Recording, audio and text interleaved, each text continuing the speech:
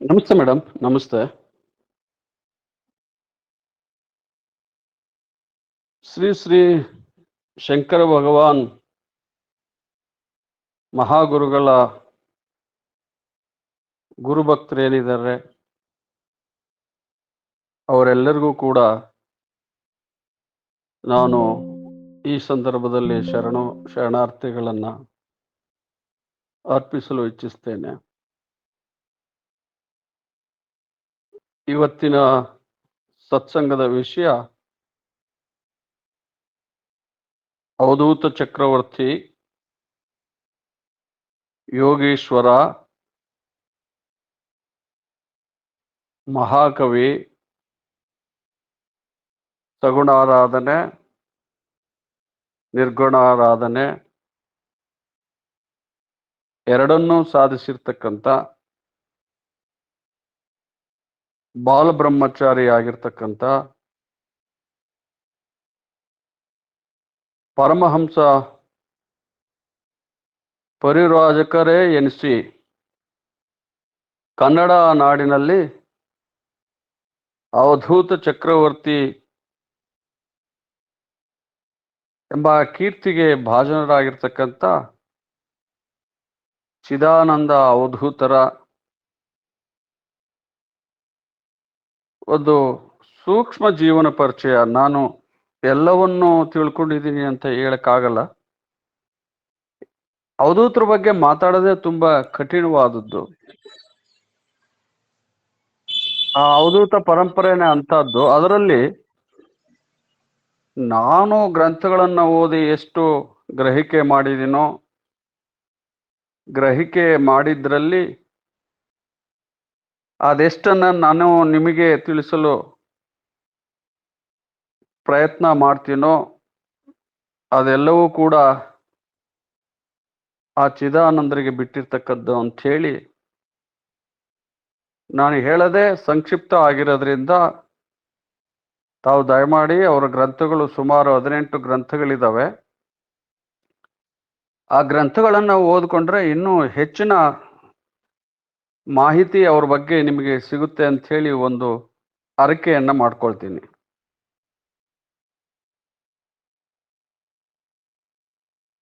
ಈಗ ನೇರವಾಗಿ ಚಿದಾನಂದರ ವಿಷಯಕ್ಕೆ ಬರೋದು ಆದ್ರೆ,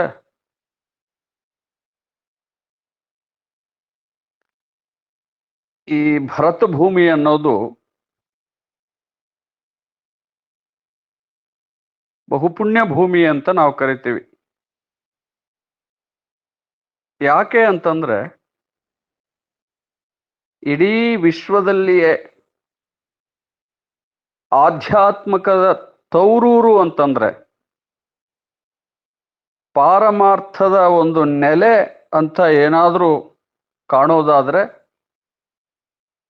ಹಾಗೂ ಅತ್ಯಂತ ಸನಾತನವಾದ ಇತಿಹಾಸ ಉಳ್ಳದ್ದು ಅನ್ನೋದಾದ್ರೆ ಅದು ಭರತ ಭೂಮಿ. ಈ ಭರತ ಭೂಮಿ ಇವತ್ತು ಏನು ಕೀರ್ತಿಗೆ ಭಾಜನ ಆಗೈತೆ ವಿಶ್ವಗುರು ಅಂತ ಹೇಳಿ, ಆ ವಿಶ್ವಗುರು ಅಂತ ಕರೆಸ್ಕೊಳ್ಳೋದಕ್ಕೆ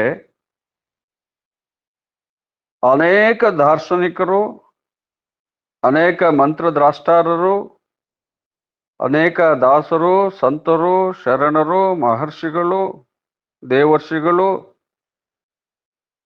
ರಾಜರ್ಷಿಗಳು ಇವರೆಲ್ಲರೂ ಕೊಡುಗೆಯನ್ನು ಕೊಟ್ಟಿದ್ದಾರೆ. ಅವರ ಅನುಭವವೇ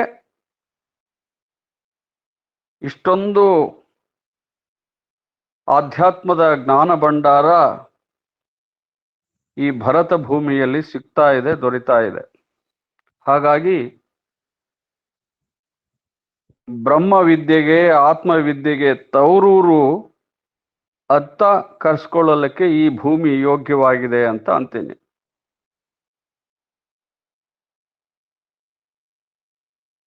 ಚಿದಾನಂದ ಅವಧೂತರು ಅವ್ರ ಕಾಲಮಾನವನ್ನು ನೋಡಿದ್ರೆ 1700ರಿಂದ 1780ರವರೆಗೂ ಅಂತ ಹೇಳಿ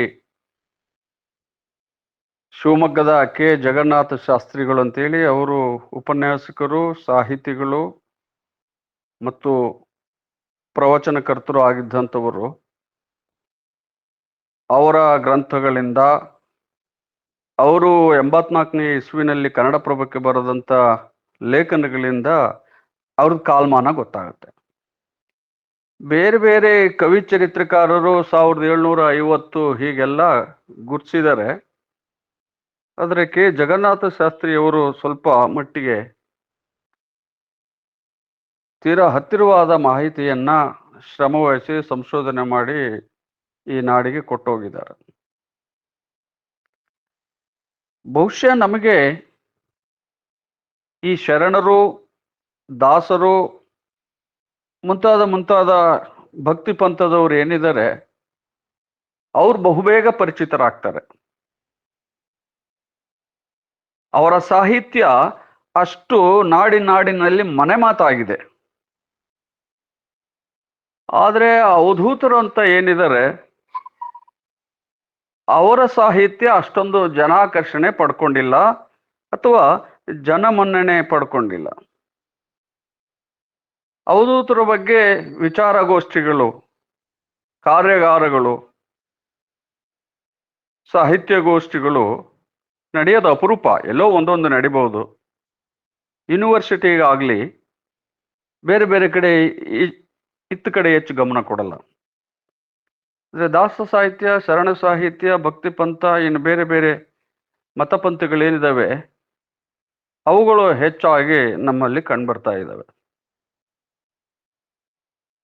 ಆದರೆ ಅವಧೂತರ ನೆಲೆಯೂ ಕೂಡ ಅದರ ಮೂಲವನ್ನ ಹುಡುಕ್ತಾ ಹೋದ್ರೆ ಬಹುಶಃ ಅದು ನಾಥಪಂಥ ಅಂತ ಏನಿದೆ, ವೇದಗಳ ಕಾಲದಿಂದಲೂ ಅದು ಕೂಡ ಬರ್ತಾ ಇದೆ. ನಾಥಪಂಥ, ಅಘೋರಿಗಳು, ನಾಗಸಾಧುಗಳು, ಹೀಗೆ ಅನೇಕ ಭಾಗಗಳಾಗಿ ಅದು ರೆಂಬೆ ಕೊಂಬುಗಳಾಗಿ ಟಿಸಲು ಹೊಡ್ಕೊಂಡು ಬಂದಿದೆ ನಾಥ ಪಂಥ. ಹಾಗೆ ಹಿಂದಕ್ಕೆ ಹೋದಂಗೆಲ್ಲ ಇದು ನಾಥ ಪಂಥದ ಕಡೆಗೆ ಕರ್ಕೊಂಡು ಹೋಗುತ್ತೆ. ಅಲ್ಲಿಂದ ಮುಂದೆ ಬಂದಂಗೆಲ್ಲ ಆದಿಗುರು ಅಂತ ಏನ್ ಕರ್ಸ್ಕೊಂಡಿದ್ದಾರೆ,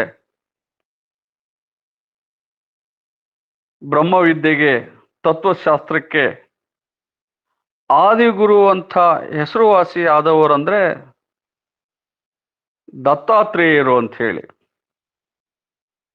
ಈ ಅವಧೂತರಿಗೆಲ್ಲ ದತ್ತಾತ್ರೇಯರೇ ಮೂಲ ಅಂತ ಒಂದು ಸಂಪ್ರದಾಯ ಪರಂಪರೆ ಹಿಂದ್ಲಿಂದಲೂ ಹರ್ಕೊಂಡು ಬಂದಿದೆ.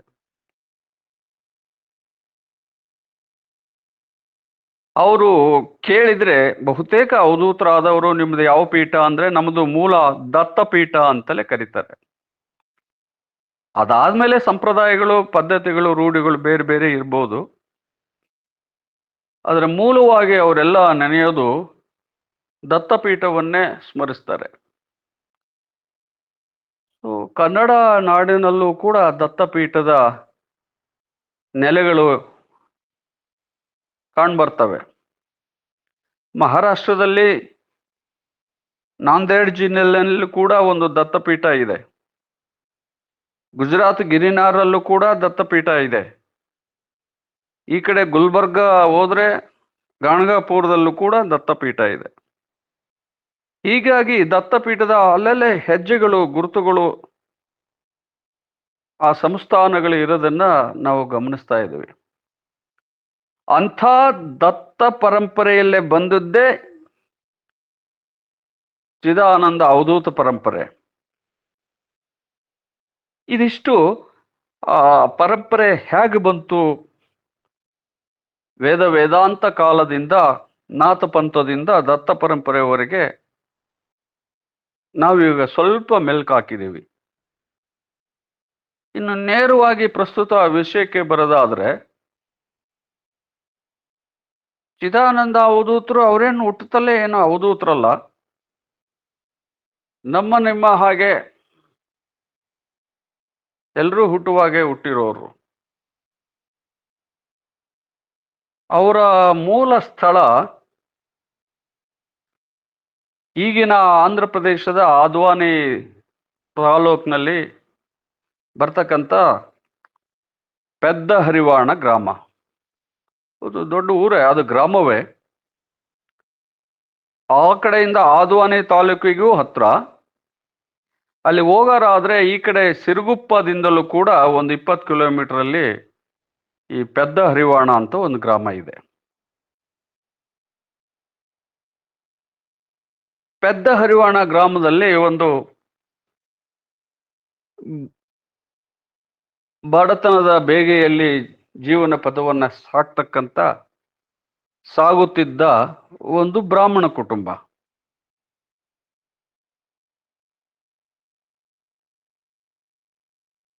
ಆ ಕುಟುಂಬ ಅದು ಯಾವ ಶತಮಾನದಿಂದ ಪೆದ್ದ ಹರಿವಾಣದಲ್ಲಿತ್ತೋ ಏನೋ, ಒಟ್ಟಾರೆ 1705, 710ರಲ್ಲಿ ಚಿದಾನಂದ ಅವಧೂತರ ಜನನ ಆ ಊರಾಗುತ್ತೆ. ಅವ್ರ ತಂದೆ ಹೆಸರು ಲಕ್ಷ್ಮೀಪತಿ ಅಂತ ಹೇಳಿ, ಅವ್ರ ತಾಯಿ ಹೆಸರು ಅಣ್ಣಮ್ಮ ಅಂತ. ತುಂಬಾ ದೈವ ಭಕ್ತರು. ಅವರ ಮನೆದೇವರು ಅಹೋಬಲ ನರಸಿಂಹಸ್ವಾಮಿ ಅಂತ ಹೇಳಿ. ಇವರಿಗೆ ಒಟ್ಟು 3 ಜನ ಗಂಡ್ಮಕ್ಳಿರ್ತಾರೆ. ಅದರಲ್ಲಿ ಚಿದಾನಂದ್ರೆ ಕೊನೆಯವರು. ಮೊದಲನೆಯವರಾಗಿ ಚೂಡಣ್ಣ ಅಂತ ಹೇಳಿ, ಆಮೇಲೆ ನರಸಿಂಹಣ್ಣ ಅಂತ ಹೇಳಿ ಇಬ್ರು ಅಣ್ಣಂದಿರಿರ್ತಾರೆ. ಅವ್ರದ್ದು ಮೂಲ ಕಸುಬು ಅನ್ನೋದಾದ್ರೆ ಆಲ್ಮೋಸ್ಟ್ ಎಲ್ಲ ಬ್ರಾಹ್ಮಣರು ಏನು ಶಾನುಭೋಗ ವೃತ್ತಿಯನ್ನ ಮಾಡ್ತಾ ಇದ್ರು, ಕರುಣಿಕ ವೃತ್ತಿಯನ್ನ ಮಾಡ್ತಾ ಇದ್ರು. ಉಪಕಸುಬಾಗಿ ಕರುಣಿಕ ವೃತ್ತಿಯನ್ನು ಮಾಡಿಕೊಂಡು ಅದರ ಜೊತೆಗೆ ಅರ್ಚನೆ, ಪೂಜೆ, ಇತರೆ ಧಾರ್ಮಿಕ ಕೈಂಕರ್ಯಗಳನ್ನ ಒಂದು ಹಳ್ಳಿ ಮಟ್ಟದಲ್ಲಿ, ಗ್ರಾಮ ಮಟ್ಟದಲ್ಲಿ ಉಪಜೀವನಕ್ಕಾಗಿ ಇವೆಲ್ಲ ಇಟ್ಕೊಂಡು ಬಂದಂತ ಅತ್ಯಂತ ಕಡು ಬಡತನದ ಕುಟುಂಬ ಚಿದಾನಂದರದಾಗಿತ್ತು. ಅವರ ಜನನ ಕಾಲಕ್ಕೆ ಅವರ ತಂದೆ ತಾಯಿಗಳು ಅವರಿಗೆ ಇಟ್ಟಂತ ಹೆಸರು ಜಂಕಪ್ಪ ಅಂತ ಹೇಳಿ. ಜಂಕಪ್ಪ ಅನ್ನೋದು ಒಂದು ರೂಢನಾಮ. ಅವ್ರು ಕರೆದಿರೋದು ಜನಾರ್ದನ ಅಂತೇಳಿ. ಅದು ಜನಾರ್ದನ ಅನ್ನೋದು ಹಳ್ಳಿಗಾಡಿನ ಭಾಷೆಗಳಲ್ಲಿ, ಹಳ್ಳಿ ಸೊಗಡಲ್ಲಿ ಜನಾರ್ದನನಿಗೆ ಜಂಕಪ್ಪ ಜಂಕಪ್ಪ ಅನ್ನೋದು ಪ್ರತೀತಿ ಬಂದ್ಬಿಟ್ಟಿದೆ. ಹಾಗಾಗಿ ಜಂಕಪ್ಪ ಅಂತಲೇ ಅವರ ಪೂರ್ವನಾಮ. ಬಾಲ್ಯದಿಂದಲೂ ಕೂಡ ಅವ್ರು ಸ್ವಲ್ಪ ತುಂಟರಾಗಿದ್ರಂತೆ ಮನೆಯಲ್ಲಿ.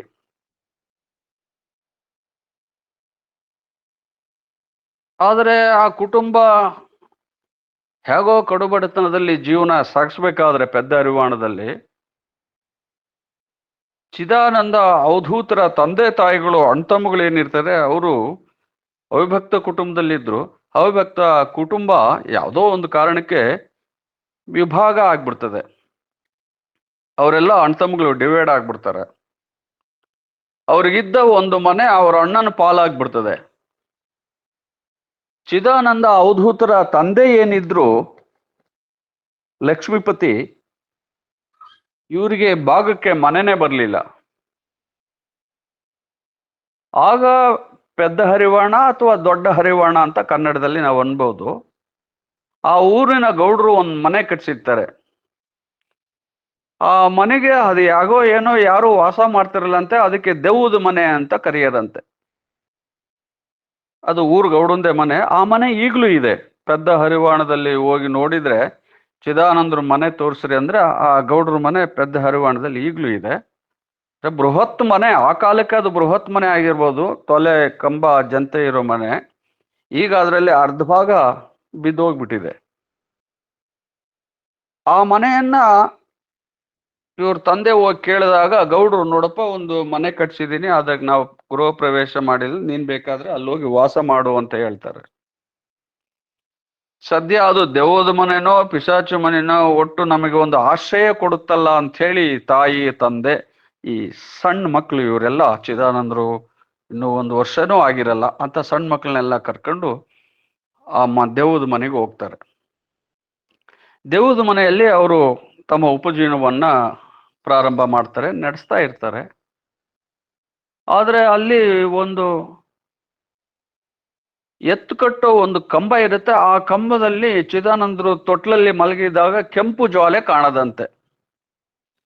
ಕೆಂಪು ಜ್ವಾಲೆ ಕಂಡಾಗೆಲ್ಲ ಅವ್ರ ಅಮ್ಮನ ಎದ್ದಾಳ್ಸರಂತೆ. ಅಲ್ಲಿ ನೋಡಿ ನಿಗಿ ನಿಗಿ ಕೆಂಡ ಬರ್ತಾ ಐತೆ, ಆ ಕಂಬದಲ್ಲಿ ಯಾರೋ ಇದ್ದಾರೆ, ನಗ್ತಾ ಇದ್ದಾರೆ ಅಂತ ತನ್ನ ತಾಯಿಗೆ ಆ ಮಗು ಹೇಳಿದಾಗ ತಾಯಿ ಎದುರಿಸಿ ಬೆದರಿಸಿ ಆ ಸೆರಗನ್ನ ಮುಖಕ್ಕೆ ಮುಚ್ಚಿ, ಸುಮ್ಮನೆ ಮನ್ಕೊಳ್ಳೋ, ಯಾಕೆ ಕೆಂಡ ಇಲ್ಲ, ನಿಗಿ ನಿಗಿ ಕೆಂಡ ಇಲ್ಲ, ನಗರಿಲ್ಲ, ಅದು ಕಂಬ ಕಣೋ ಅಂತ ಅವರ ತಾಯಿ ಗದರಿಸಿ ಮಲಗ್ಸರಂತೆ.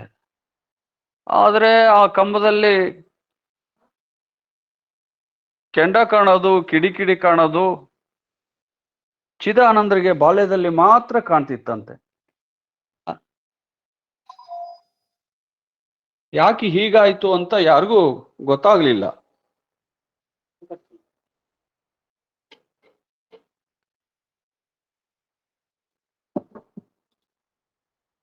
ಇಂಥ ಒಂದು ಸಂದರ್ಭ ಅವ್ರಿಗೆ ಬಂದಾಗ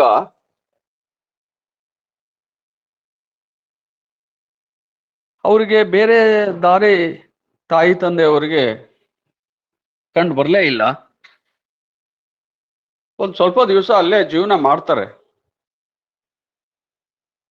ಆ ಪೆದ್ದ ಹರಿವಾಣದಲ್ಲಿ ಒಂದು ಸಣ್ಣ ಕೂಲಿ ಮಠ ಇರುತ್ತೆ, ಐಗಳು ಕೂಲಿ ಮಠ ಅಂತ ಹೇಳಿ.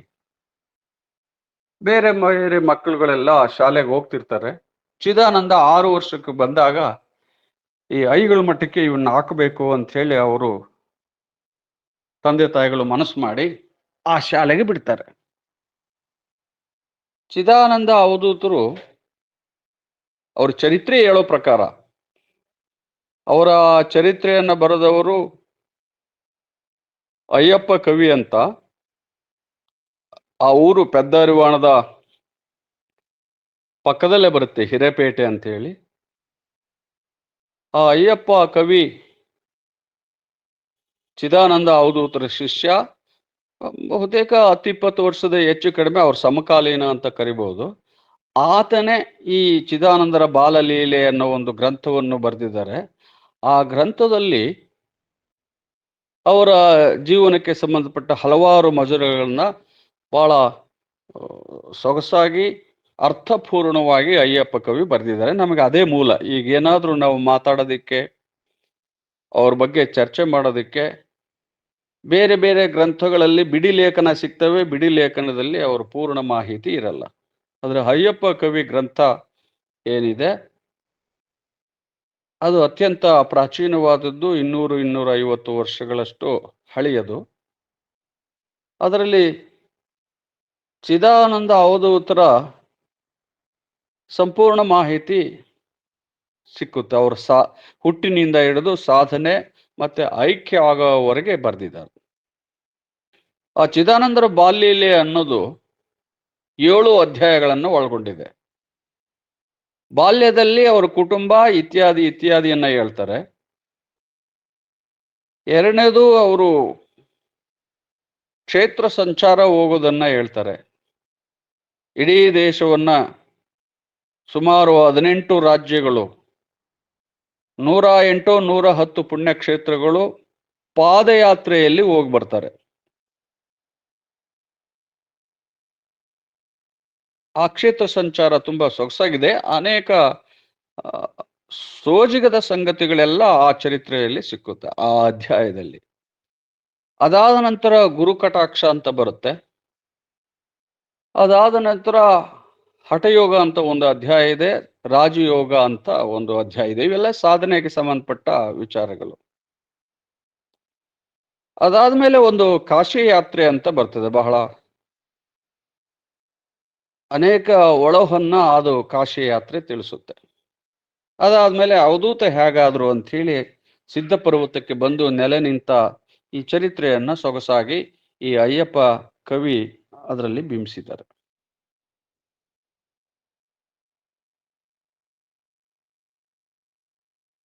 ಇಂಥ ಮಹತ್ತರವಾದ ಅವಧೂತರ ಬಗ್ಗೆ ತಿಳ್ಕೊಳ್ಳೋದು ಅಪರೂಪವೇ.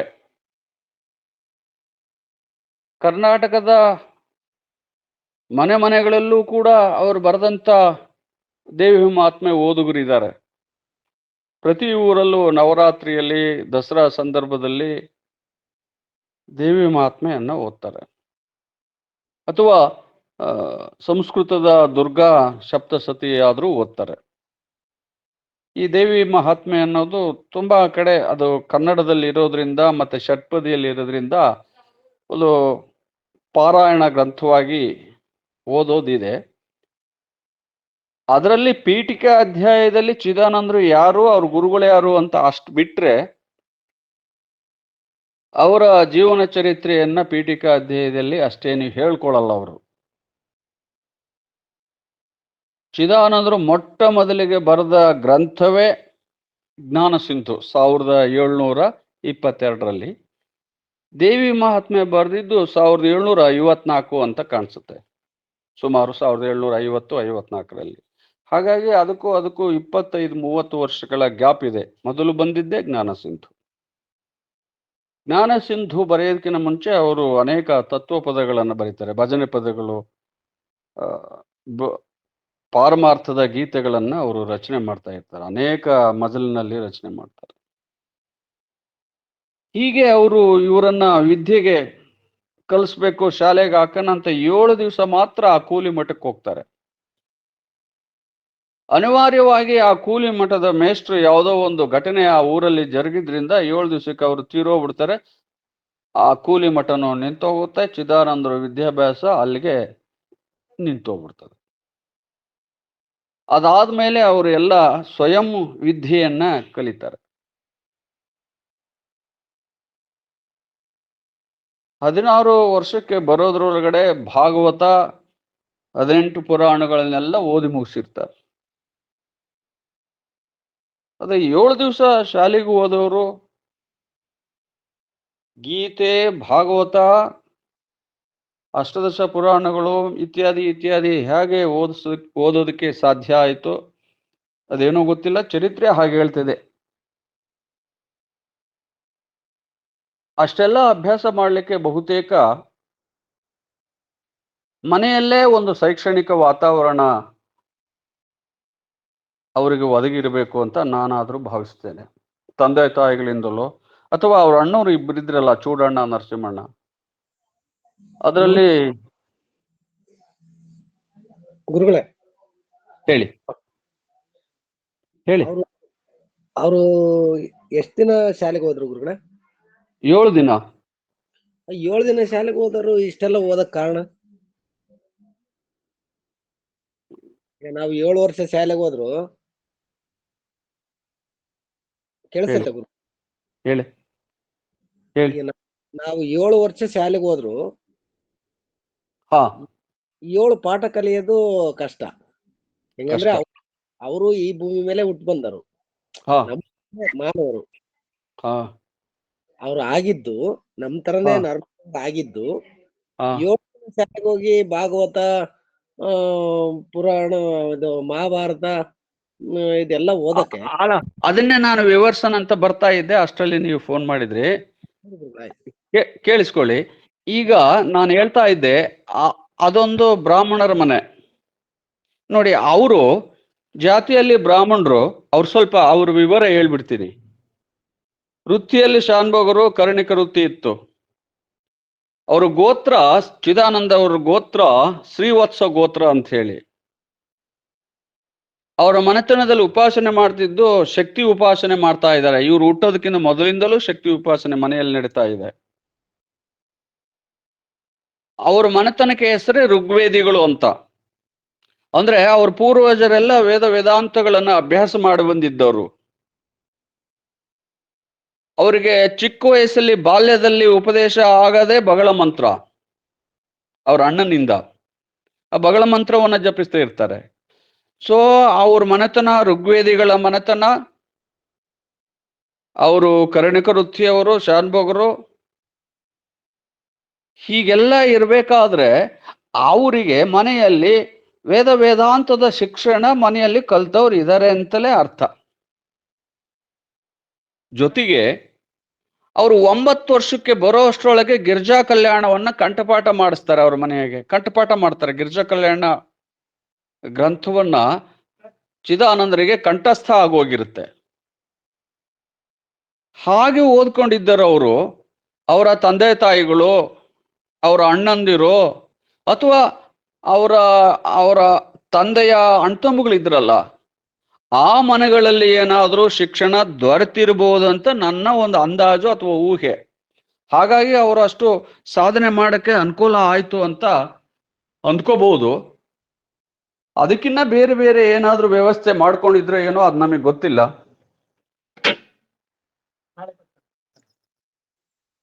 ಗುರುಗಳೇ ಹೇಳಿ.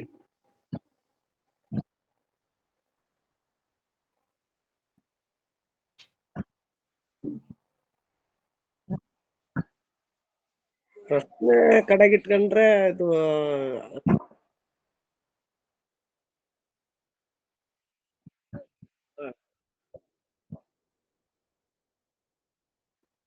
ಅಲ್ಲ, ಅರ್ಥ ಆಗಲ್ಲ ಅಂತ ಕೇಳಿದ್ದಷ್ಟೇ. ಈಗ ಮತ್ತೆ ಮೊದ್ಲಿಂದ ಹೇಳ್ಕೊಂತ ಬರ್ಬೇಕಾಗ್ತದೆ ಮತ್ತೆ ಅವಾಗ.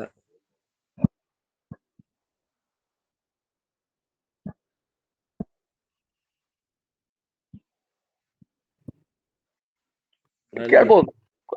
ಆಯ್ತು, ಲಾಸ್ಟ್ 10 ನಿಮಿಷದಲ್ಲಿ ಅದೊಂದು ಉತ್ತಮ ಸಲಹೆ, ಉಪಾಯ.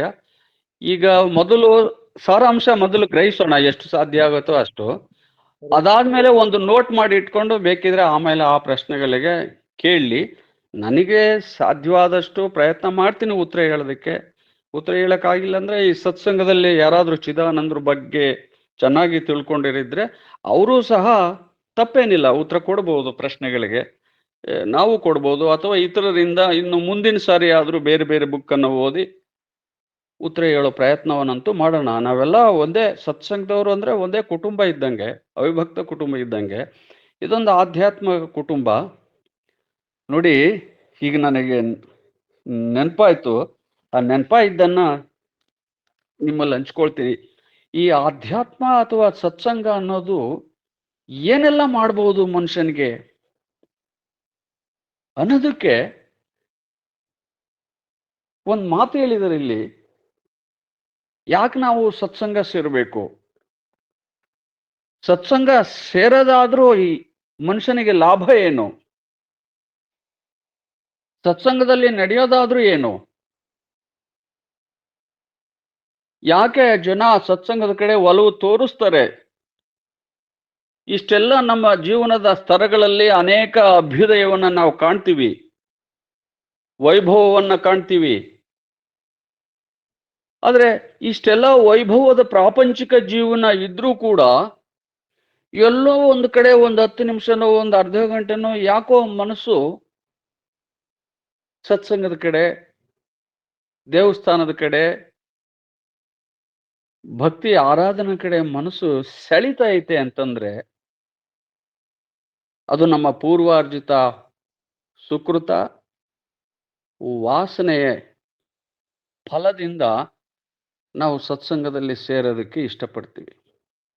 ನನ್ನ ಮಾತಲ್ಲಿ ಕೇಳೋದು ಬೇಡ, ಈ ಸತ್ಸಂಗ ಯಾರಿಗೆ ಏನ್ ಮಾಡುತ್ತೆ ಅನ್ನೋದನ್ನ ನೆನಪಾಗಿದ್ದೀನಿ, ಇಲ್ಲಿ ಹಂಚ್ಕೊಳ್ತೀನಿ.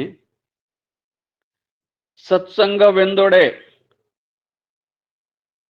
ಮತಿಯ ಜಾಡ್ಯವ ಕಳೆವುದು. ಮತಿ ಅಂದ್ರೆ ತಮಗೆ ಗೊತ್ತಾಯ್ತು, ಬುದ್ಧಿ ಅಂತ. ಜಡ್ಡು ಅಂದ್ರೆ ಮಂದತ್ವ. ಬುದ್ಧಿಗೆ ನಮಗೆ ಮಂದತ್ವ ಹಿಡಿದಿದೆ. ಜಡ್ಡು ಅಂದ್ರೆ ಇನ್ನೊಂದ್ಸರಿ ಕಾಯಿಲೆ ಅಂತಲೂ ರೋಗ ಅಂತಲೂ ಅರ್ಥ. ಇಂಥ ಮತಿಯ ಜಾಡ್ಯವ ಕಳೆವ ಒಂದು ವೇದಿಕೆ ಅಂತಂದ್ರೇನೆ ಸತ್ಸಂಗ. ಯಾರಾದ್ರೂ ಪ್ರಶ್ನೆ ಕೇಳ್ಬೋದು, ಮತಿಗೆ ಯಾಕೆ ಹಿಂಗೆ ಜಡ್ಡು ಬಂದ್ಬಿಡ್ತು, ರೋಗ ಬಂದ್ಬಿಡ್ತು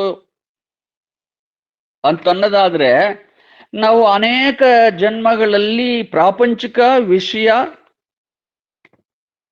ಮತ್ತು ಪ್ರಾಪಂಚಿಕ ಭೋಗಾಭಿಲಾಷೆಗಳಲ್ಲೇ ನಮ್ಮ ಬುದ್ಧಿಯನ್ನ ತೊಡಗಿಸಿದರ ಫಲವಾಗಿ ಅದರ ಅನುಭವ ಗಾಢ ಆಗಿ ಆಳಕ್ಕೆ ಹೋಗಿ ಈ ಮತಿಗೆ ಸೂಕ್ಷ್ಮತೆ ಹೋಗಿ ಜಡ್ಡು ಬಂದ್ಬಿಡ್ತು, ಜಡ ಆಗ್ಬಿಡ್ತು. ಜಡ ಅಂದ್ರೆ ಕಲ್ಲಂತಲ್ಲ, ಈ ಬುದ್ಧಿ ಪ್ರಾಪಂಚಿಕ ವಿಷಯಗಳಲ್ಲೇ ಸುತ್ತುತ್ತಾ ಇದೆ.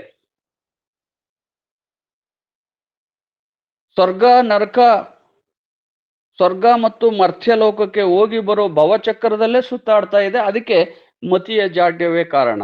ಇಂಥ ಮತಿಯ ಜಡ್ಡನ್ನ, ಆ ಮತಿಗೆ ತಗುಲಿದ ಆ ರೋಗವನ್ನ ಕಳೆಯುವ ಒಂದು ಯಾವುದಾದ್ರೂ ವೇದಿಕೆ ಅನ್ನೋದು ಸಿಕ್ಕಿದ್ದೇ ಆದ್ರೆ ಅದು ಸತ್ಸಂಗ ಅಂತ, ಅದು ಶರಣರ ಅನುಭವ ಮಂಟಪ ಅಂತ, ಅದು ದಾಸರ ಮಂಟಪ ಅಂತ. ನೀವು ಬೇರೆ ಬೇರೆ ಹೆಸರಿಂದ ಏನ ಕರಿಬಹುದು. ಆ ಸತ್ಸಂಗವೇ ನಮ್ಮ ಮತಿಯ ಜಡ್ಡನ್ನ ಕಳೆದೇ ಇರುತ್ತೆ. ಆರಂಭದಲ್ಲಿ ನಿಮಗೆ 2 ದಿವಸ ತುಂಬಾ ಕಷ್ಟ ಆಗ್ಬೋದು, ಆದ್ರೆ 4 ದಿವಸ ಸತತವಾಗಿ ಸತ್ಸಂಗದಲ್ಲಿ ಹೋಗಿ ಸುಮ್ಮನೆ ಶ್ರವಣ ಮಾಡ್ತಾ ಹೋಗಿ ಅದರ ಪರಿಣಾಮ ನೀವು ಅನೇಕ ಜನಕ್ಕೆ ಹೇಳ್ತೀರಿ, ನಾನು ಮೊದಲು ಹೇಗಿದ್ದೆ. ಈ ದೇಹ ಅನ್ನೋದು, ಈ ಮನಸ್ಸು ಅನ್ನೋದು, ಈ ಬುದ್ಧಿ ಅನ್ನೋದು ಒಂದು ಒರಟು ಕಲ್ಲು ಬಂಡೆ ಇದ್ದ ಹಾಗೆ. ಸತ್ಸಂಗದ ಉಳಿಪೆಟ್ಟುಗಳು ಅಂದ್ರೆ ಸತ್ಸಂಗದಲ್ಲಿ ಸಿಕ್ಕಂತ ಸದ್ಗುರುನಾಥ ಶ್ರೀಗುರು ಏನಿದ್ದಾನೆ, ಅಥವಾ ಅನುಭವ ಮಾಡ್ತಕ್ಕಂಥ ಪ್ರಾಜ್ಞರೇನಿದ್ದಾರೆ, ಇವರ ಮಾತಿನ ಪೆಟ್ಟುಗಳಿಂದ ನಮಗೆ ಅಂಟಿರ್ತಕ್ಕಂಥ ಕೊಳೆ ಅಥವಾ ಜಡ್ಡು ತಾನಾಗಿ ಸೋಪಚ್ಚಿ ತೊಳೆದಂಗೆ ಆಗ್ತಾ ಇರುತ್ತೆ. ಅಂಥ ಒಂದು ವ್ಯವಸ್ಥೆ ಸಿಕ್ಕೋದೆ ಸತ್ಸಂಗದಲ್ಲಿ. ಅದರ ಒಂದೇ ಪ್ರಯೋಜನವನ್ನ ಈ ಶರಣರು ಹೀಗೆ ಹೇಳ್ತಾ ಇದ್ದಾರೆ: ಮತಿಯ ಜಾಡ್ಯವ ಕಳೆವುದು, ಸುಳ್ಳುಡಿಯ ಬಾಯೋಳು ಸುರಿಸುವುದು. ಸುಳ್ಳುಡಿ ಅಂತಂದ್ರೆ ಸತ್ಯವಚನವನ್ನೇ ಬಾಯೋಳು ಸುರಿಸುವುದು. ಎಂಥ ಮಾತು ಹೇಳ್ತಾರೆ ನೋಡಿ. ಸತ್ಸಂಗ ಅಂತಂದ್ರೆ ಅಲ್ಲಿ ಸತ್ಯವಚನವೇ ಇರಬೇಕು, ಹೇಳೋರು ಕೇಳೋರು ಇಬ್ಬರಿಗೂ ಕೂಡ. ಅವರು ಸತ್ ಉಪಾಸಕರಾಗಿರ್ಬೇಕು. ಸತ್ಯವಚನವನ್ನ ಪಾಲಿಸೋದಾದ್ರೇನೆ ನಿನಗೆ ಸತ್ಸಂಗ ಸೂಕ್ತ. ಇಲ್ಲ ನಾನು ಸತ್ಯವಚನ ಪಾಲಿಸಕ್ಕಾಗದೇ ಇಲ್ಲ ಅಂತಂದ್ರೆ ನಾನು ಯಥಾ ರೀತಿ ಪ್ರಪಂಚಕನಾಗಿ ಜೀವನಾಗಿ ಹಾಗೆ ಇರ್ಬೋದು, ಪ್ರಪಂಚಕನಾಗಿ.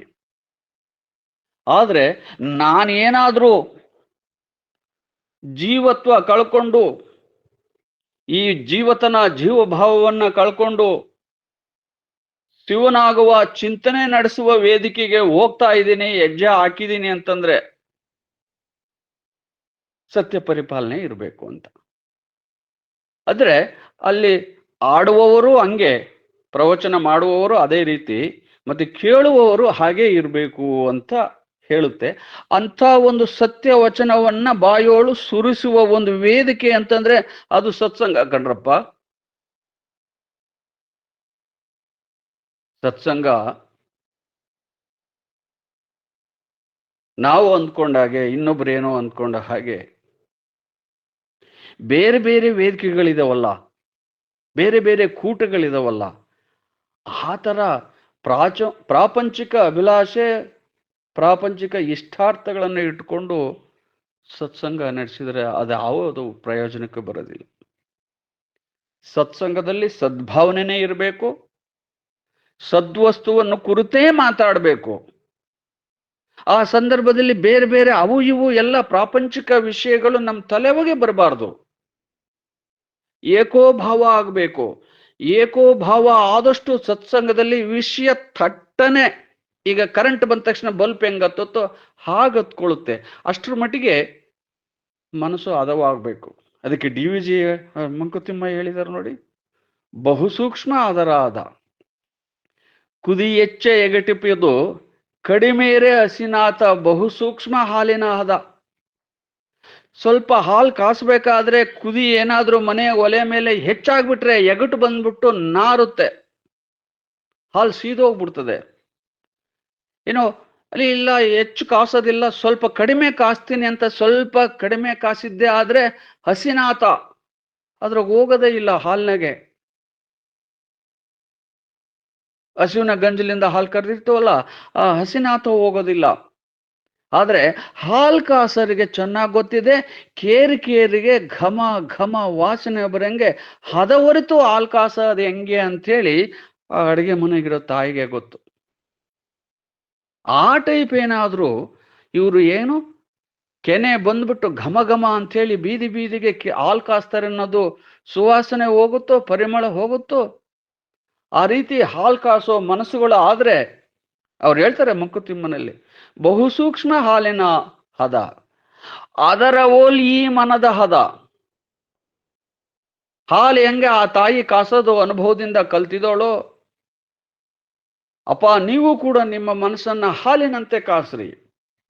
ಅಷ್ಟು ಚೆನ್ನಾಗಿ ಹಾಲು ಕಾದಿದ್ದೇ ಆದ್ರೆ, ಅಷ್ಟು ಚೆನ್ನಾಗಿ ಕಾಯಿಸುವಂತ ಒಂದು ಅನುಭವ ನಿಮಗೆ ಬಂದಿದ್ದೇ ಆದ್ರೆ, ಕೈವಶವಾಗಿದ್ದಾದ್ರೆ, ಕರಗತ ಆಗಿದ್ದೇ ಆದ್ರೆ, ಹಾಲು ಕೆನೆಯಾಗಿ ಹೆಪ್ಪಾಗಿ ಬೆಣ್ಣೆ ಹಾಗೆ ತುಪ್ಪ ಹೆಂಗೆ ಬರುತ್ತೋ, ಆ ತುಪ್ಪ ಹೇಗೆ ನೈವೇದ್ಯವಾಗುತ್ತೋ,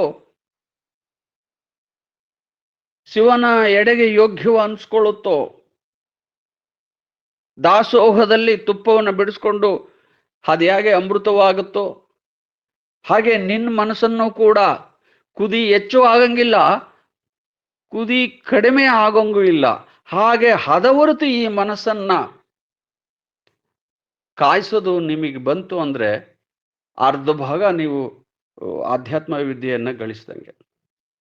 ಅದಕ್ಕೆ ಕುತ್ಕೊಳ್ಳೋದು ಬರಬೇಕು, ಅದಕ್ಕೆ ಶ್ರವಣ ಮಾಡೋ ಶಕ್ತಿ ಬೇಕು, ಅದಕ್ಕೆ ಪೂರ್ವ ಸಿದ್ಧತೆನೂ ಇರಬೇಕು, ಅದಕ್ಕೆ ಸಾಧನಾ ಸಂಪನ್ನ ಆಗಬೇಕು.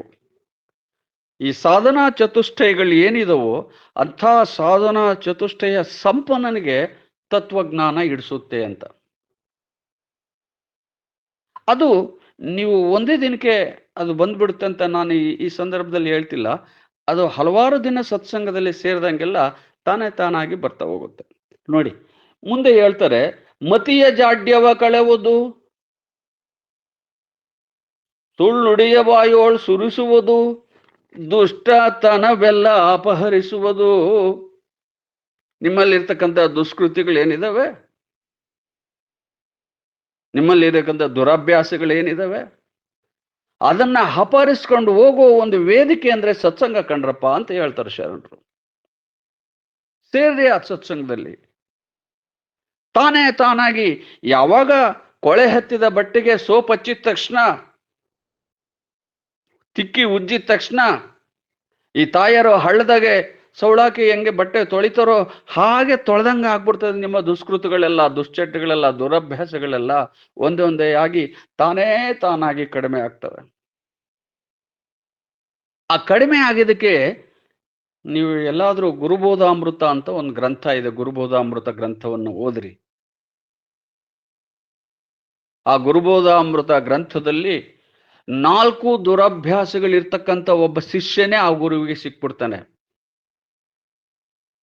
ಅವನು ಸುಳ್ಳೇಳೋದು, ಕಳ್ತನ ಮಾಡೋದು, ದಾರಿನಲ್ಲಿ ನಿಂತು ಲೂಟಿ ಮಾಡೋದು ಮತ್ತು ವ್ಯಭಿಚಾರ, ಪರಸಂಗ ಅಂತ ಹೇಳಿ ಈ 4 ದುಶ್ಚಟಗಳು ಯಾರ್ಯಾರಿಗೂ ಇರೋದಿಲ್ಲ. ಅವನು ಕಳ್ಳರೊಳಗೆ ಕಳ್ಳ, ಮಹಾಕಳ್ಳ ಆಗಿರ್ತಾನೆ.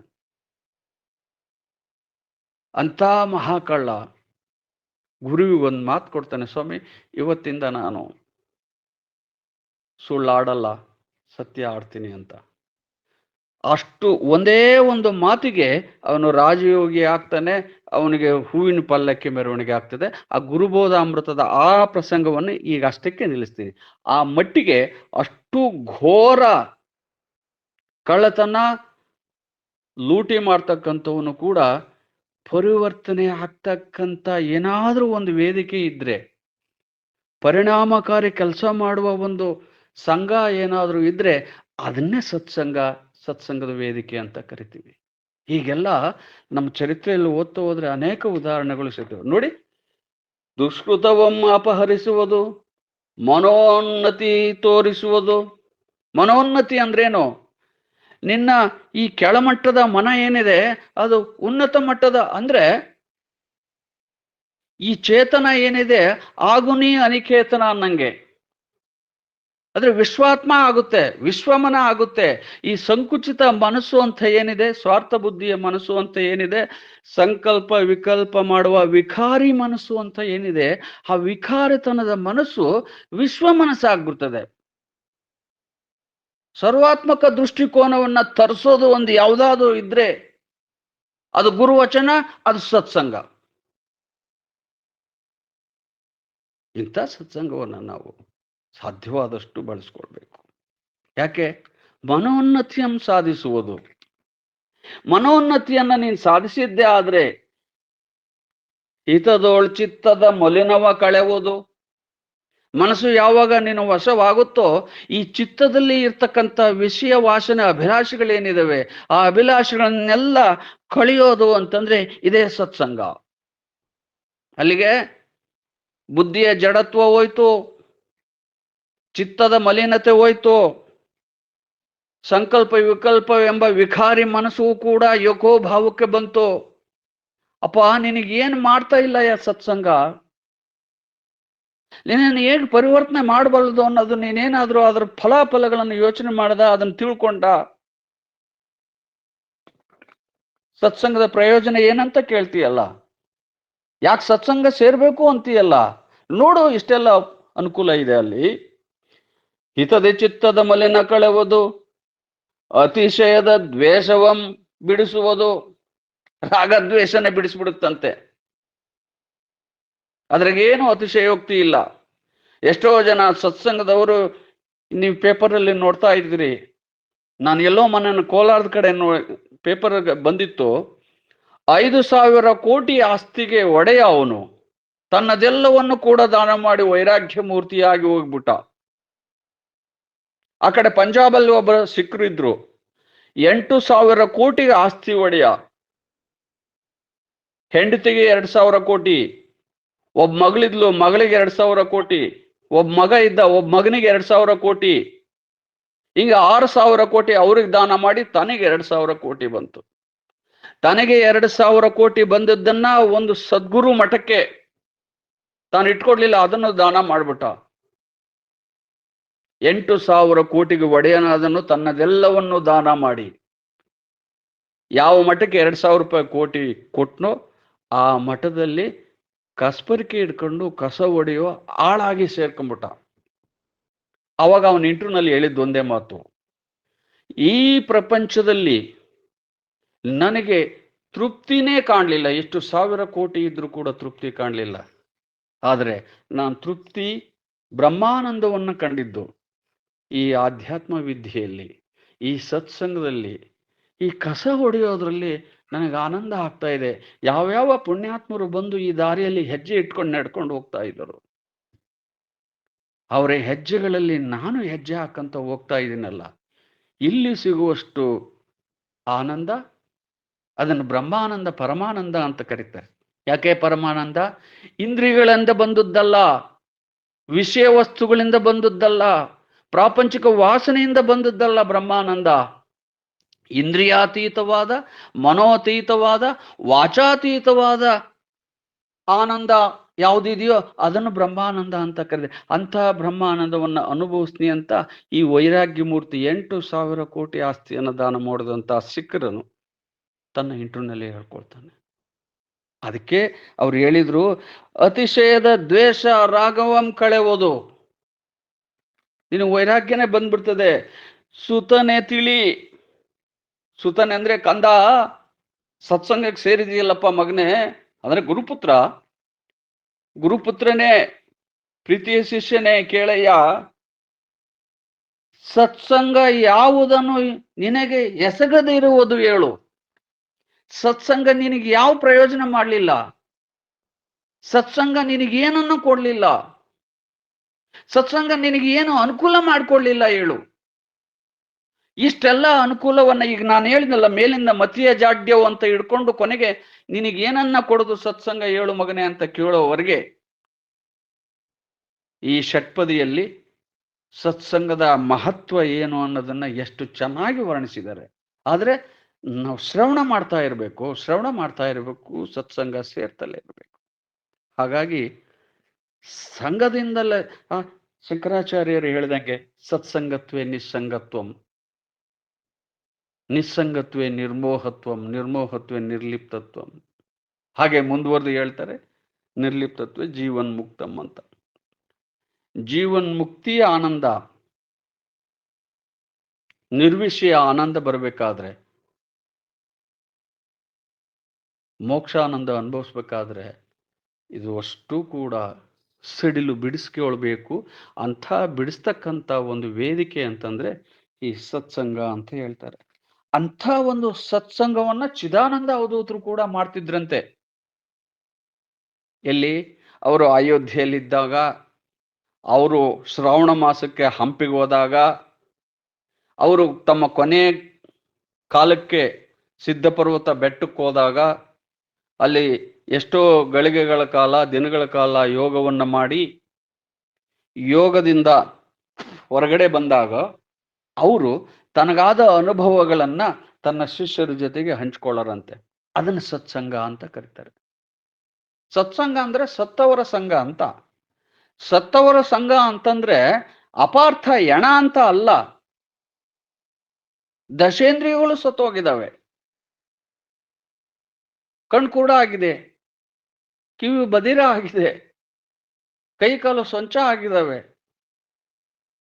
ಯಾಕೆ?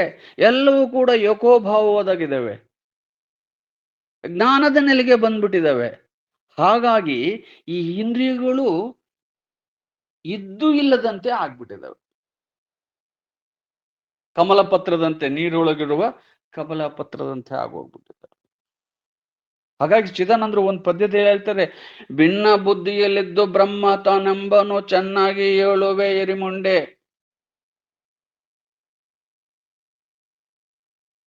ಬ್ರಹ್ಮಜ್ಞಾನಿ ಅಂತ ಅವ್ನು ಕರ್ಸ್ಕೊಂಡ್ಮೇಲೆ ಬಿಣ್ ಬುದ್ಧಿ ಇರಬಾರ್ದಪ್ಪ ಅಂತೇಳಿ ಆ ತತ್ವಪದನ ಇನ್ನೊಂದ್ಸರಿ ನಾವು ವಿಚಾರ ಮಾಡೋಣ. ಈಗ ಸದ್ಯಕ್ಕೆ ಚಿದಾನಂದರ ಬಾಲ್ಯ ಜೀವನವನ್ನು ನಾವೇನ್ ತಗೊಂಡಿದ್ವಿ, ಕೇವಲ 7 ದಿನ ಶಾಲೆಗೆ ಹೋದಂಥವರು ಶಾಲೆಯ ಮಾಸ್ತರು ದೇಹತ್ಯಾಗ ಮಾಡಿದ್ರಿಂದಾಗಿ ವಿದ್ಯಾಭ್ಯಾಸ ಬಹುಶಃ ಮನೆಯಲ್ಲೇ ಮುಂದುವರಿಸಿರಬೇಕು.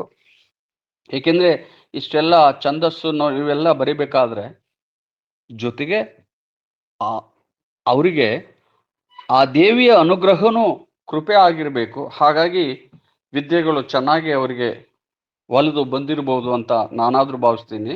ಇದ್ರ ಜೊತೆಗೆ ಅವರಿಗೆ ಇಂದಿನ ಜನ್ಮದಲ್ಲೂ ಕೂಡ ಅವರು ಅವಧೂತರೆ, ಹಿಂದಿನ ಜನ್ಮದಲ್ಲೂ ಕೂಡ ಅವಧೂತರ ಆಶ್ರಮದಲ್ಲಿ ಸೇವಕರಾಗಿ ಸೇರಿರ್ತಾರೆ.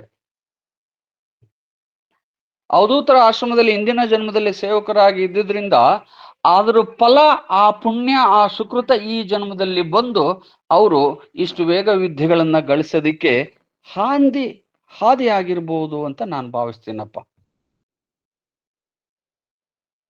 ಇಷ್ಟು ಹೇಳೋದು ನನಗೆ ಮನಸ್ಸು ಬರುತ್ತೆ. ಇಷ್ಟು ಹೇಳ್ಬೋದು ಅಷ್ಟೇ. ಅವ್ರ ಚರಿತ್ರೆಯನ್ನು ನೋಡ್ಕೊಂಡು ಹೇಳೋದಾದ್ರೆ ಅದಕ್ಕೆ ಈಶ್ವರ ಕೃಪೆ ಇದೆ, ಅದಕ್ಕೆ ಗುರು ಕೃಪೆ ಇದೆ, ಅದಕ್ಕೆ ತನ್ನೊಳಗೆ ಜನ್ಮಾಂತರದ ಅಂತಃಕರಣ ಕೃಪೆನೂ ಇದೆ. ಹಾಗೆ ಜನ್ಮಾಂತರದಲ್ಲಿಯೂ ಕೂಡ ಇದೇ ಮಾರ್ಗದಲ್ಲೇ ಅವರು ಸತ್ಸಂಗದಲ್ಲೇ ಬಂದಿದ್ರಿಂದ ಅವ್ರಿಗೆ ವೇದ ಕೃಪೆನೂ ಆಗೋಗಿದೆ.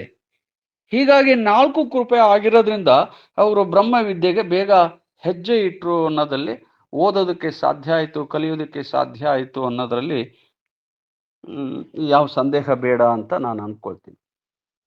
ಸೊ ಹಾಗಾಗಿ ನಾವು ಪ್ರಪಂಚಕರು, ಚಿದಾನಂದರು ಪ್ರಪಂಚಕರೇ. ಅವರಿಗೆ ತಂದೆ ತಾಯಿಗಳು, ಅಣ್ಣ ತಮ್ಮಂದಿರು ನೋಡಿದ್ರೆ ಐಹಿಕ ಬೆಳವಣಿಗೆ ಒಂದ್ ಕಡೆ ಸೆಳೆತ, ಇನ್ನೊಂದ್ ಕಡೆ ಅವ್ರಿಗೆ ಸದಾ ತುಡಿತಾ ಇದ್ದದ್ದು ಪಾರಮಾರ್ಥಿಕದ ಕಡೆ ಮುನ್ನಡೆಬೇಕು ಅನ್ನೋದು ಅವ್ರಿಗೆ ತುಡಿತ ಬಾಲ್ಯದಿಂದಲೂ ಕೂಡ. ಹಾಗಾಗಿ ಬಾಲ್ಯದಲ್ಲೇ ಅವರು ಗಿರಿಜಾ ಕಲ್ಯಾಣ ಕಂಠಪಾಠ ಮಾಡಿದ್ರು, ಬಾಲ್ಯದಲ್ಲೇ ಬಹಳಮುಖಿ ಮಂತ್ರವನ್ನ ಉಪದೇಶ ತಗೊಂಡಿದ್ರು, ಬಾಲ್ಯದಲ್ಲೇ ಸಮಷ್ಟಿ ಪ್ರಜ್ಞೆಯನ್ನು ಮೂಡಿಸ್ಕೊಳ್ಳೋಕೆ ಪ್ರಯತ್ನ ಮಾಡ್ತಾ ಇದ್ರು.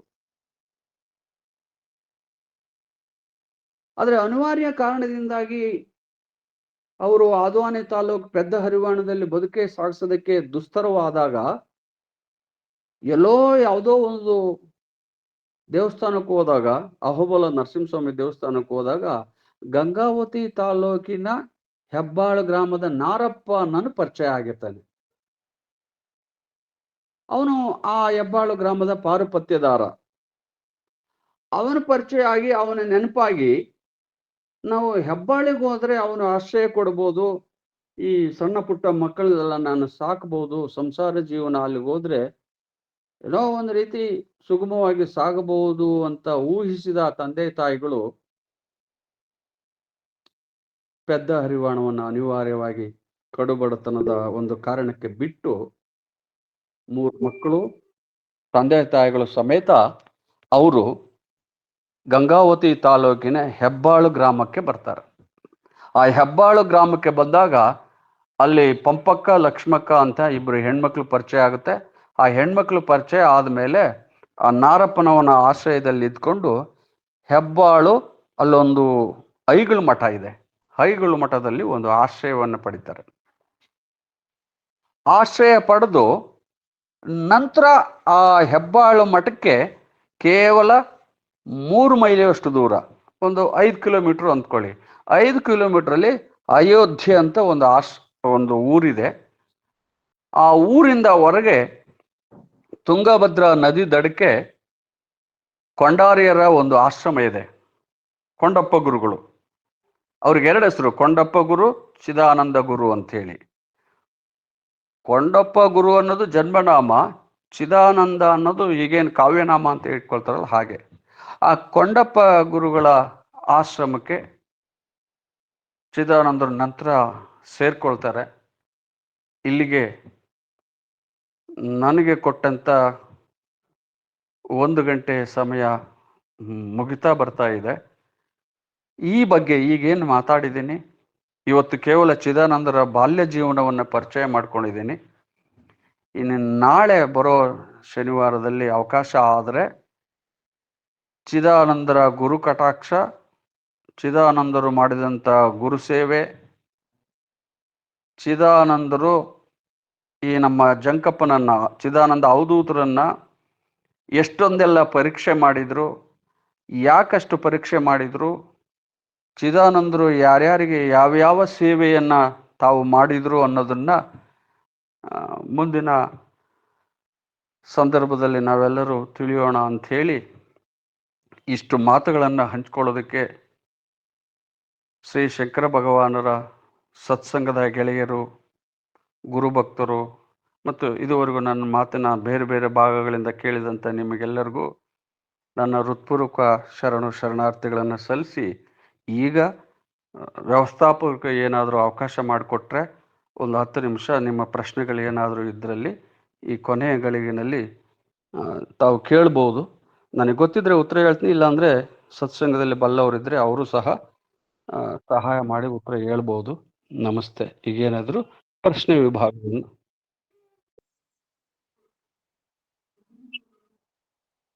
ಹೇಳಿ.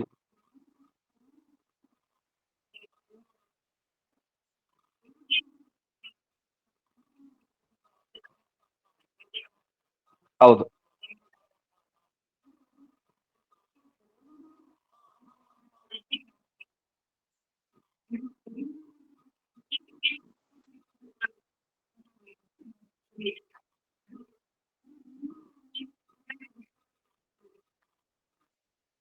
ಹೌದು ಮೇಡಮ್, ನೀವು ಹೇಳೋದೆಲ್ಲ ನಿಜನೇ. ಆದರೆ ಅದು ನೆರೆಹೊರೆಯಲ್ಲಿ ಇರ್ತಕ್ಕಂಥ ಹೆಣ್ಮಕ್ಳ ರೂಪವನ್ನೇ ಒತ್ತಿ ದೇವಿ ಬರ್ತಿದ್ಲಂತೆ. ಅಥವಾ ಹಾಲು ಕುಡಿಸ್ಬೇಕಾದ್ರೆ ಈಗ ನೋಡಿ, ಚಿದಾನಂದರನ್ನ ತುಂಟತನ ಜಾಸ್ತಿ ಇತ್ತಲ್ಲ, ಅವರು ಮನೆ ದೇವರಿಗೆ ನೈವೇದ್ಯ ಮಾಡಿ ಇಟ್ಕೊಂಡ್ಬರ್ಬೇಕು ಅಂತೇಳಿ ಹೋಳಿಗೆ ತುಪ್ಪದ ಎಡೆ ತಗೊಂಡು ಹೋಗಿರ್ತಾರೆ. ಆದರೆ ಇವನು ತುಂಟ ಬರೋ ಹೋದ್ರೊಳಗಡೆ ಅಡಿಗೆನೆಲ್ಲ ಎಂಜಲ್ ಮಾಡಿಬಿಡ್ತಾನೆ, ತಿಂದು ಬಿಡ್ತಾನೆ, ಇವನಿಗೇನು ತಿಳಿಯಲ್ಲ ಅಂತೇಳಿ ಅವ್ರ ಅಣ್ಣರು ಒಂದು ಕಂಬಕ್ಕೆ ಕಟ್ಟಿ ಹೋಗ್ಬಿಡ್ತಾರೆ ಚಿದಾನಂದರನ್ನ. ಚಿದಾನಂದರನ್ನ ಕಂಬಕ್ಕೆ ಕಟ್ಟೋಗಿ ಅವ್ರ ದೇವಸ್ಥಾನಕ್ಕೆ ಹೋಗಿ ಎಡೆ ನೈವೇದ್ಯ ಮಾಡ್ಕೊಂಡು ಬರ್ತಾರೆ. ಅಷ್ಟ್ರೊಳಗೆ ಬರೋದ್ರೊಳಗಡೆ ಪಕ್ಕದ ಮನೆ ಮಹಿಳೆಯ ರೂಪದಲ್ಲಿ ದೇವಿನೇ ಬಂದ್ಬಿಟ್ಟು ಕಟ್ಟೆಲ್ಲ ಬಿಚ್ಚಿ, ಏನಪ್ಪಾ ನೀನ್ ಕಟ್ಟು ಹೋಗಿದಾರಲ್ಲೋ, ನೀನು ಹೊಡಿತಾರೇನೋ ಬೈತಾರೇನೋ, ಬಾರೋ ಅಸ್ತೈತಲ್ಲ ನಿನಗೆ, ನಾನು ಊಟಕ್ಕೆ ಇಡ್ತೀನಿ ಅಂತ ಹೇಳಿ ನೆಲ್ಲಿಕಾಲು ಅಂತ ಇರ್ತವೆ ಹಳ್ಳಿಗಳ ಕಡೆ, ನೆಲ್ಲಿಕಾಲು ಅಂತ ಹೇಳಿ ಅದರಲ್ಲಿ ತುಪ್ಪದ ಗಡಿಗೆ ಇಟ್ಟಿರ್ತಾರೆ. ಅವು ಹಗ್ಗ ಮಾಡಿರ್ತಾರೆ ನೆಲ್ಲಿಕಾಲು ಅಂತೇಳಿ. ಈಗೆಲ್ಲ ಶೋಕೇಸ್ ನಲ್ಲಿ ಗಿಡ ಇಡೋದಕ್ಕೆ ಹಿಂಗೆಲ್ಲ ಮಾಡಿ ಮನೆಗಳಲ್ಲಿ ತಾರ್ಸಿಗೆ ಹಾಕಿರ್ತಾರಲ್ಲ, ಆ ತರ ನೆಲ್ಲಿಕಾಲು ಅಂತ ಸಿಗ್ತವೆ. ಅದರಲ್ಲಿ ಇಟ್ಟೋಗಿದ್ರಂತೆ. ಆ ದೇವಿ ಆಕೆ ಆ ರೂಪದಲ್ಲಿ ಬಂದು ಆ ತುಪ್ಪ ತೆಗೆದು ಚಿದಾನಂದನ ಕಂಬ ಕಟ್ಟಿದ್ದ ಬಿಡಿಸಿ ತಟ್ಟೆಲಿಟ್ಟು ಊಟ ಬಡಿಸಿ, ಚೆನ್ನಾಗಿರೋ ನೀನು ಎಲ್ಲ ಆಶೀರ್ವಾದ ಮಾಡಿ ಪ್ರೀತಿ ಒಲಮೆಯನ್ನ ತೋರಿಸಿದ್ದು ಆಕೆ. ಒಂದೊಂದ್ಸತಿ ತನ್ನ ತಾಯಿ ರೂಪದಲ್ಲೇ ಬಂದ್ಬಿಟ್ಟಾರಂತೆ ಆಕೆ. ಹೀಗೆ ಊಟ ಮಾಡಿಸಿ ಹೋಗ್ತಾರೆ. ಆಮೇಲೆ ಅವ್ರ ಬಾಗಿಲು ಕದ ಹಾಕಿದ್ದು ಬೀಗ ಹಾಕಿದ್ದು ಎಲ್ಲ ಕರೆಕ್ಟಾಗಿ ಹಂಗೆ ಇರುತ್ತೆ. ಬಂದು ನೋಡ್ತಾರೆ, ಚಿದಾನಂದರದು ಕಟ್ಟು ಬಿಚ್ಚಿರುತ್ತೆ. ಕಟ್ಟು ಬಿಚ್ಚಿದಾಗ, ಅರೇ ಈ ಕಟ್ಟು ಹಾಕಿದ್ವಿ ಹೇಗೆ ಬಿಚ್ಕೊಂಡ, ಇದು ಅರ್ಥ ಆಗ್ಲಿಲ್ಲಲ್ಲ ಅಂದಾಗ ಅವ್ರ ಅಣ್ಣ ಏನ್ ಮಾಡ್ತಾನೆ, ಅಲ್ಲಿ ಪುಂಡಿ ದಂಟು ಅಂತ ಇರುತ್ತೆ, ಅಂದ್ರೆ ಜೋಳದ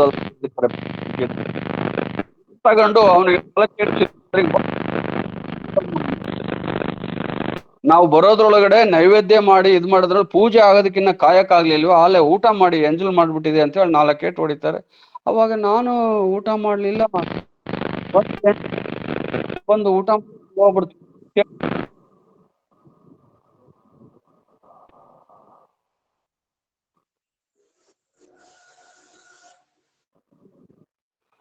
ಇಲ್ಲ, ಆ ತಾಯಿನೇ ಬಂದು ಊಟಕ್ಕೆ ಕರೆದಿದ್ದು, ನಾನು ಕಟ್ಟು ಬಿಚ್ಕೊಳ್ಳಿಲ್ಲ, ನಾನು ಕಂಬದಾಗ ಹಾಗೆ ಇದ್ದೆ ಅಂತ ಹೇಳಿ ಆ ಮಗು ಹೇಳ್ತಾನೆ.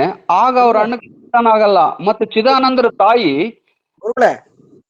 ಚಿದಾನಂದರ ತಾಯಿ ಆ ನೆಲ್ಲಿಯಲ್ಲಿ ಇರ್ತಕ್ಕಂಥ ತುಪ್ಪದ ಗಡಿಗೆಯನ್ನ ಕೆಳಕ್ಕಿಳಿಸ್ಕೊಂಡು ನೋಡ್ತಾರೆ. ಅವು ಈ ಚಿದಾನಂದರು 5 ವರ್ಷದ ಮಗುವಿನ ಬೆರಳು ಇರ್ತಾವಲ್ಲ, ಅಷ್ಟು ಬೆರಳು ಕಾಣ್ತಿಲ್ಲ ತುಪ್ಪದಲ್ಲಿ. ಅವು ದೊಡ್ಡ ಹೆಣ್ಮಕ್ಳು ಬೆರಳಂಗೆ ಕಾಣ್ತಿರ್ತವೆ, ಹೆಬ್ಬೆಟ್ಟುಗಳು. ಈ ನಾವು 5 ಬೆರಳು ಏನ್ ಹಾಕಿ ತುಪ್ಪ ತಗಂತೀವಿ, ಅಷ್ಟು ದೊಡ್ಡ ಬೆರಳುಗಳು ಆ ತುಪ್ಪದ ಗಡಿಗೆನಲ್ಲಿ ಗುರುತು ಮೂಡಿರ್ತವೆ. ಆದ್ರೆ ಇವನ ನೋಡಿದ್ರೆ ಚಿಕ್ಕ ಬೆರಳು, ಇವನು ಹತ್ತಿ ತಗೊಂಡಿಲ್ಲ, ಮತ್ತೆ ಯಾರೋ ಬಂದು ಊಟಕ್ಕೆ ಇಟ್ಟು ಹೋಗಿದಾರಲ್ಲ ಅಂತ ಅವರು ಸಂದೇಹಕ್ಕೆ ಬೀಳ್ತಾರೆ, ಅವ್ರ ಕುಟುಂಬದಲ್ಲಿ ಎಲ್ಲರೂ ಕೂಡ.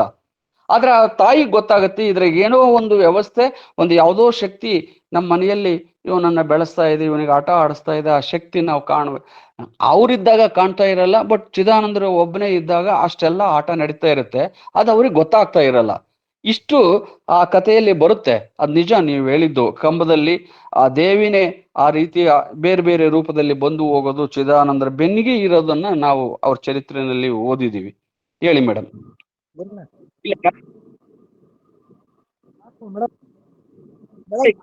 ಇದೆ, ಹೌದು. ಅದು ತೊಟ್ಲು ತೂಗೋದು ಆ ಕಥೆನಲ್ಲಿ ಬರುತ್ತೆ.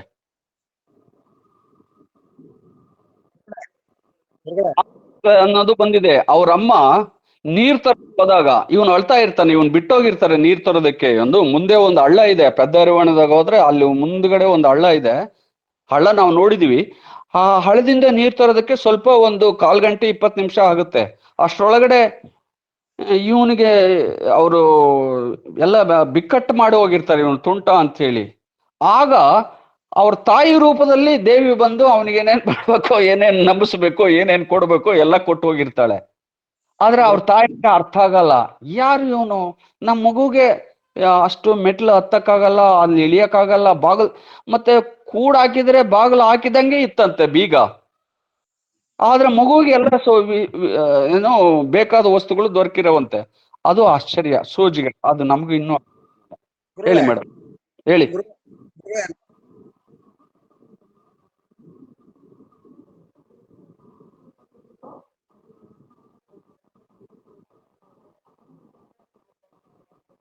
ಆಯ್ತು ಮೇಡಮ್, ಹೇಳಿ. ಗುರುಗಳೇ, ನಮ್ದೊಂದು ಪ್ರಶ್ನೆ ಕೇಳಿ. ಇವ್ರಿಗೆ ಸತ್ಸಂಗದರಿಗೆ ನಮ್ದೊಂದು ಪ್ರಶ್ನೆ. ಅವ್ರಿಗ ಸತ್ಸಂಗದರಿಗೆ ಈಗ ಮಾತಾಡಿದ್ರಲ್ಲ ಮೇಡಮ್ ಅವ್ರಿಗೇನೆ. ಗುರುಗಳೇ, ಈಗ ಈ ಜಡ ವಸ್ತು ಹೋದ್ಮೇಲೆ ಗುರುಗಳೇ ಮೇಡಮ್ ಕೇಳಿಸ್ತಿದ್ಯಾ? ಈಗ ಈ ಜನ್ಮದಲ್ಲಿ ಈ ಜಡ ವಸ್ತು ಹೋದ್ಮೇಲೆ ನಾನು ಈ ಜನ್ಮದಾಗ ಮಾಡಿದ ಪುಣ್ಯ ಯಾವ್ದ್ರ ಜೊತೆಗೆ ಇರುತ್ತೆ? ಯಾವ್ದ್ರ ಜೊತೆ ಮುಂದಿನ ಜನ್ಮದಲ್ಲಿ ಯಾವ್ದ್ರ ಜೊತೆಗೆ ಬರುತ್ತೆ? ಈಗ ಚಿದಾನಂದರಿಗೆ ಒಳ್ಳೆ ಪ್ರಶ್ನೆ. ಈಗ ನೋಡಿ, ಹೇಳ್ರಿ ಗುರುಗಳೇ. ಏಸು ಕಲ್ಪಗಳಾದರೂ, ಯೋಸು ಯುಗಗಳೇ ಆದರೂ ಲಿಂಗ ದೇಹಕ್ಕೆ ನಾಶವಿಲ್ಲ ಅಂತ ಅನುಭವ ಅಮೃತ ಹೇಳಿದೆ. ಅಂದ್ರೆ ತಮ್ಮ ಲಿಂಗ ದೇಹ ಅಂದ್ರೆ ನಿಮಗೆ ಗೊತ್ತಾಗುತ್ತೆ, ಸೂಕ್ಷ್ಮ ಶರೀರ ಅಂತ ನಮ್ಮ ದೇಹದೊಳಗೊಂದಿದೆ. 17 ತತ್ವಗಳಿರ್ತಕ್ಕಂಥ ಸೂಕ್ಷ್ಮ ಶರೀರ ಅಂತ ಇದೆ. ಆ ಸೂಕ್ಷ್ಮ ಶರೀರ ಈ ಬ್ರಹ್ಮ ಜ್ಞಾನ ಬರೋವರೆಗೂ ಅದು ಸಾಯೋದಿಲ್ಲ, ಅದು ಹೋಗೋದು ಬರೋದು ಮಾಡ್ತಲೇ ಇರುತ್ತೆ. ಆ ಲಿಂಗ ಶರೀರದಲ್ಲಿ ಆ ವಾಸನೆಗಳಿರ್ತವೆ ಅಂತ ಶ್ರುತಿ ಶಾಸ್ತ್ರಗಳು ಹೇಳ್ತವೆ. ನನಗೆ ನನ್ನ ಪ್ರಶ್ನೆ ಏನ್, ಅವ್ರು 7 ದಿನಕ್ಕೇನೆ ಅಷ್ಟು ವಿದ್ಯಾಕ್ಕೆ ಇದು ಕಾರಣ ಲಿಂಗ ಶರೀರ ಅಂತ. ಅದಕ್ಕೆ ನಾನು ಹೇಳಿದೆ, ಈಗ ಭಗವದ್ಗೀತೆ ತಾವು ಓದಿದ್ರೆ 6ನೇ ಅಧ್ಯಾಯದಲ್ಲಿ 41ರಿಂದ 47ರವರೆಗೂ ಭಗವದ್ಗೀತೆಯಲ್ಲಿ ಶ್ಲೋಕ ಬರ್ತದೆ ನೋಡಿ. ಅಲ್ಲಿ ಯೋಗ ಭ್ರಷ್ಟರು ಅಂತ ಬರ್ತಾರೆ. ಆ ಯೋಗ ಭ್ರಷ್ಟರು ಅಂದ್ರೆ ಅವರು ಏನು ದುಷ್ಟರು ಅಂತ ಅಲ್ಲ. ಯೋಗ ಭ್ರಷ್ಟರು ಅಂತ ಅಲ್ಲಿ ಕರೆದಿರೋದು ದುಷ್ಟ ಜನ ಅಂತ ಅಲ್ಲ. ಯೋಗ ಸಾಧನೆ ಪೂರ ಆಗ ಮುಂಚೆವೇ ದೇಹ ತ್ಯಾಗ ಆದರು.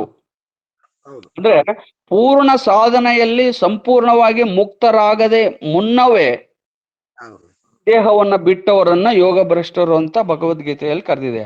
ಆ ಯೋಗ ಭ್ರಷ್ಟರು ಬ್ರಹ್ಮಲೋಕ ಅಥವಾ ಸ್ವರ್ಗಲೋಕಕ್ಕೆ ಹೋಗಿ ಸ್ವರ್ಗಲೋಕದ ಪುಣ್ಯ ತೀರಿದ ಬಳಿಕ ಯೋಗಿಗಳ ಮನೆತನ, ಜ್ಞಾನಿಗಳ ಮನೆತನ, ಮಹಾತ್ಮರ ಮನೆತನ, ಭಾಗ್ಯವಂತರ ಮನೆತನದಲ್ಲಿ ಹುಟ್ಟುತ್ತಾರೆ ಅಂತ. ಹುಟ್ಟದು ನೆಪ ಮಾತ್ರ ಅಷ್ಟೇನೆ.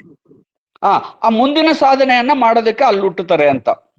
ಹುಟ್ಟದು ನೆಪ ಮಾತ್ರ ಅಷ್ಟೇ. ಮತ್ತೆ ಒಂದ್ ನಿಮಿಷ. ಈಗ ಜ್ಞಾನದಲ್ಲಿ 7 ಭೂಮಿಕೆಗಳು ಅಂತ 7 ಭೂಮಿಕೆಗಳಿದಾವೆ ಸರ್. 7 ಭೂಮಿಕೆಯಲ್ಲಿ ನನಗೆ ಯಾವುದೋ ಜನ್ಮದಲ್ಲಿ 4 ಭೂಮಿಕೆಗಳು ಬಂದೋಗಿದ್ದಾವೆ.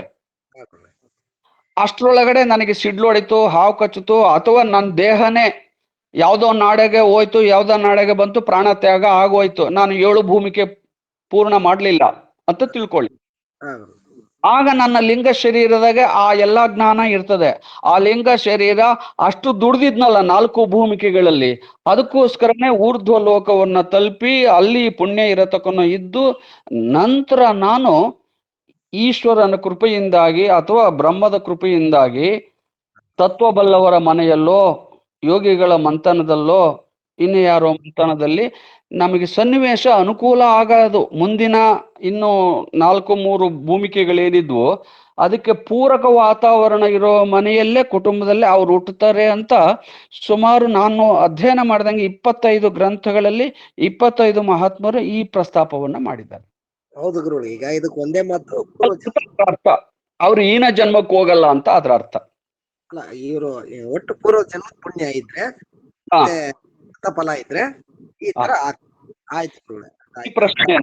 ಈ ಪ್ರಶ್ನೆಯನ್ನ ನೀವು ನನ್ನ ಮುಂದಿನ ಶನಿವಾರದಲ್ಲಿ ನೋಡಿದ್ರೆ ಅಯೋಧ್ಯೆ ಗ್ರಾಮದಲ್ಲಿ ಬರುತ್ತಲ್ಲ, ಚಿದಾನಂದರ ಜೀವನ ಚರಿತ್ರೆಯಲ್ಲಿ ಅವ್ರಿಗೆ ಬರುತ್ತೆ. ಅವ್ರು ಇಂದಿನ ಜನ್ಮದಲ್ಲಿ ಎಲ್ಲಿದ್ರು, ಇಂದಿನ ಜನ್ಮದಲ್ಲಿ ಅವ್ರಿಗೆ ಏನು ಹೆಸರಿತ್ತು, ಇಂದಿನ ಜನ್ಮದಲ್ಲಿ ಯಾವ ಆಶ್ರಮದಾಗಿದ್ರು, ಈಗ ಯಾಕೆ ಅವರು ಅವಧೂತರು ಆದ್ರು ಅನ್ನೋದನ್ನು ಒಂದು ಆ ದೇವಿ ರೂಪದಲ್ಲಿ ಒಬ್ಬ ಹೆಣ್ಮಗಳು ಬಂದು ಹೇಳ್ತಾಳೆ. ಆವಾಗ ನೀವು ಮುಂದಿನ ಸತ್ಸಂಗದಲ್ಲಿ ಅದನ್ನ ವಿಷಯ ತಿಳ್ಕೊಂಡಾಗ ಇನ್ನೂ ಪರಿಪಕ್ವ ಆಗ್ತೀರಿ.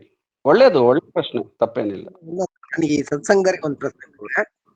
ಹಾ, ಸತ್ಸಂಗದರಿಗೆ ಒಂದು ಪ್ರಶ್ನೆ, ನಂದೊಂದು ಪ್ರಶ್ನೆ.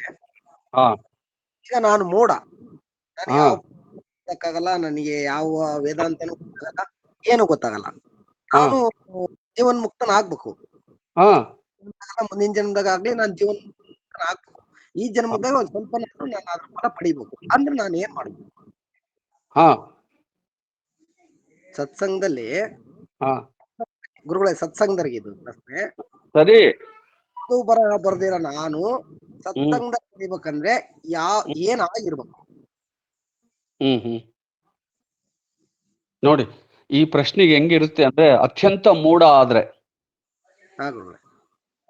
ಈ ಆಧ್ಯಾತ್ಮದಲ್ಲಿ 3 ಜನ ಅಧಿಕಾರಿಗಳನ್ನ 3 ಗುಂಪು ಮಾಡಿದ್ದಾರೆ. ಅಧಿಕಾರಿಗಳಂದ್ರೆ ಏನೋ, ಆಧ್ಯಾತ್ಮ ಕೇಳೋಕೆ ಯಾರು ಯೋಗ್ಯರೋ ಅವರನ್ನ ಅಧಿಕಾರಿಗಳು ಅಂತ ಕರೀತಾರೆ. ಗೊತ್ತಾಯ್ತಾ? ಗುರುಗಳೇ, ನೀವ್ ಹೇಳಿದ್ರ ಅಧಿಕಾರಿಗಳು ಅಂದ್ರೆ ಆಧ್ಯಾತ್ಮ ಕೇಳಕ್ ಯೋಗ್ಯರು 3 ತರ ಮಾಡಿದ್ದಾರೆ. ಒಬ್ಬ ನನ್ನ ಪ್ರಶ್ನೆ ಈ ಸತ್ಸಂಗದರಿಗೆ ಆಗಿರ್ಲಿ, ಯಾರಾದ್ರೂ ಉತ್ತರ ಕೊಟ್ರೆ ಅದೇ ಅಲ್ವಾ. ಈಗ 3 ಜನ ಆದ್ರೆ, ಕನಿಷ್ಠ ಅಧಿಕಾರಿ ಆದ್ರೆ ಅವನು ಏನ್ ಮಾಡ್ಬೇಕಂದ್ರೆ, ಮೊದಲಿಗೆ ದೇವರ ಪೂಜೆ, ಅರ್ಚನೆ, ಪ್ರದಕ್ಷಿಣೆ, ಹಂಗೆ ಏನಾಯ್ತೋ ಮೂಢ ಭಕ್ತಿ ಏನಾಯ್ತೋ ಅದನ್ನ ಒಂದು ಕನಿಷ್ಠತನ ಮಂದ ಬುದ್ಧಿ ಹೋಗೋವರೆಗೂ ಅವನು ಕನಿಷ್ಠ ಅಧಿಕಾರಿ ಅದನ್ನ ಮಾಡಿರ್ಬೇಕು ಅಂತ ಗುರು ಹೇಳ್ತಾರೆ. ಅದಕ್ಕೆ ಸಿದ್ಧಾರೂಢರಿಗೆ 12 ವರ್ಷ ಬರೀ ಈ ಕುದುರೆ ಲಾಯ ತೊಳೆಯಕ್ಕೆ ಇಟ್ಟಿದ್ರಂತ. 12 ವರ್ಷ ಮೂಢ ಅಂತ.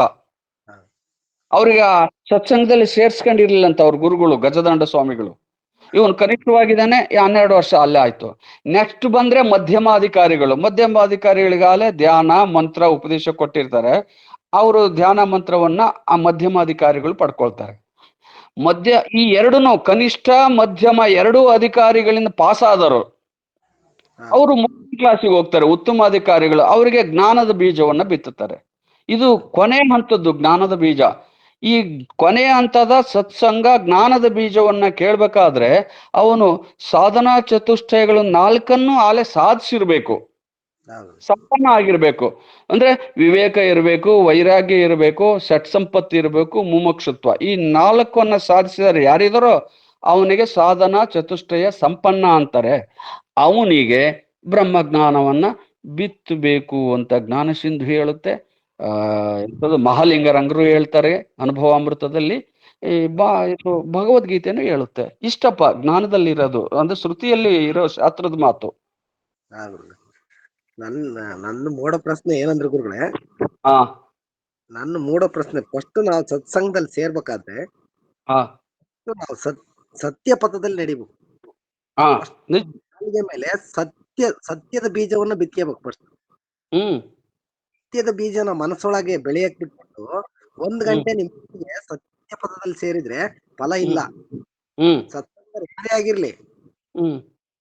ಯಾರೇ ಆಗಿರ್ಲಿ ಅಲ್ಲಿಂದ ಸತ್ಯ ಪಥದಲ್ಲೇ ನಡಿಬೇಕು, ಅಲ್ಲೇ ಬಿದ್ದ ಇರ್ಬೇಕು.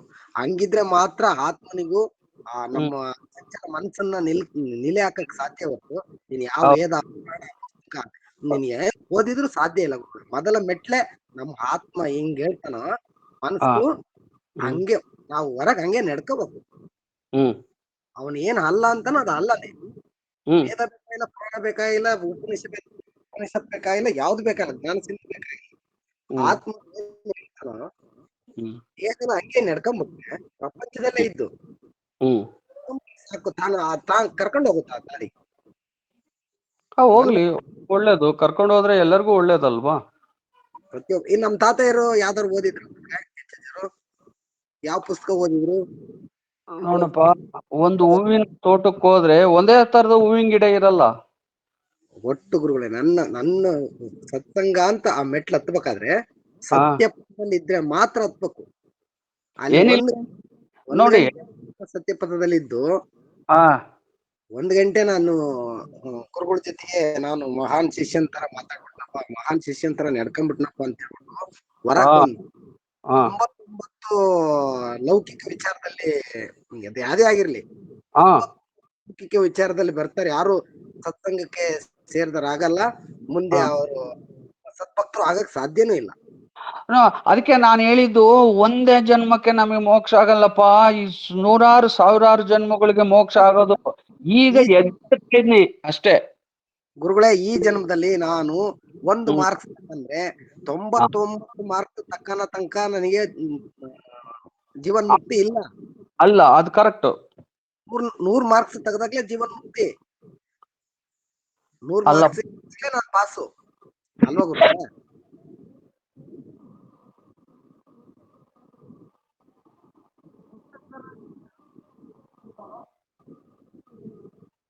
ಅಲ್ಲ,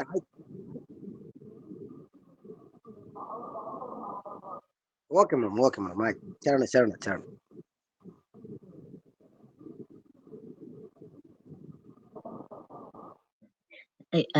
ಮೇಡಮ್ ಅವರೇ, ನಮಗೆ ಬಗಳಾಮುಖಿ ಮಂತ್ರ ನಾವು ಎಲ್ಲರೂ ಜಪ್ಸಕ್ ಬರುತ್ತಾ ಅಂತ ಕೇಳೋಣ ಅಂತ ಮಾಡಿದ್ದೆ ಅಷ್ಟೇ.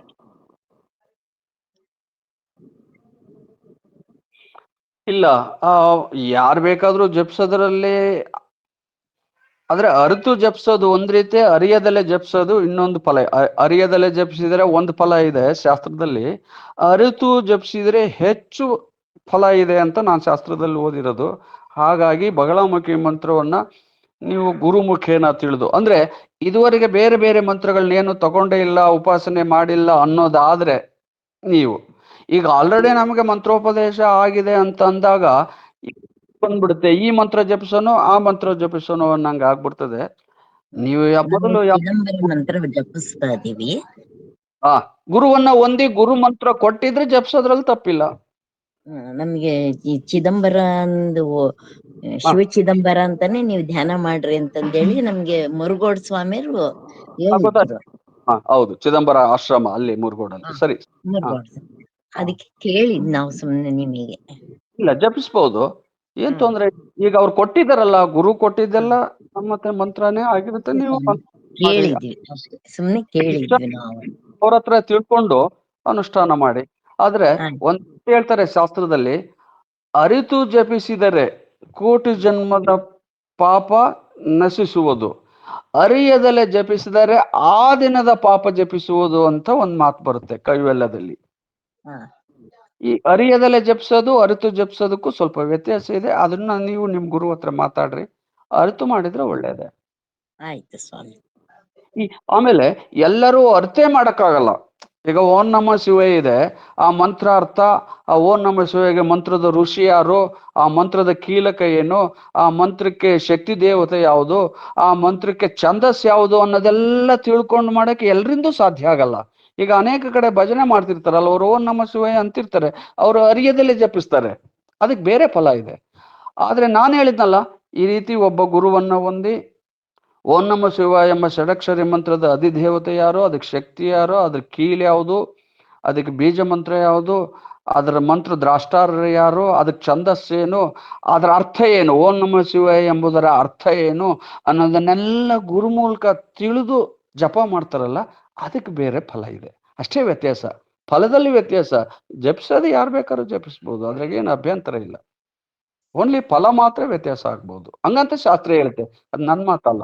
ಆಯ್ತು ಮೇಡಮ್. ಗುರುಗಳೇ, ಒಂದು ಸಣ್ಣ ಪ್ರಶ್ನೆ ನಿಮಗೆ.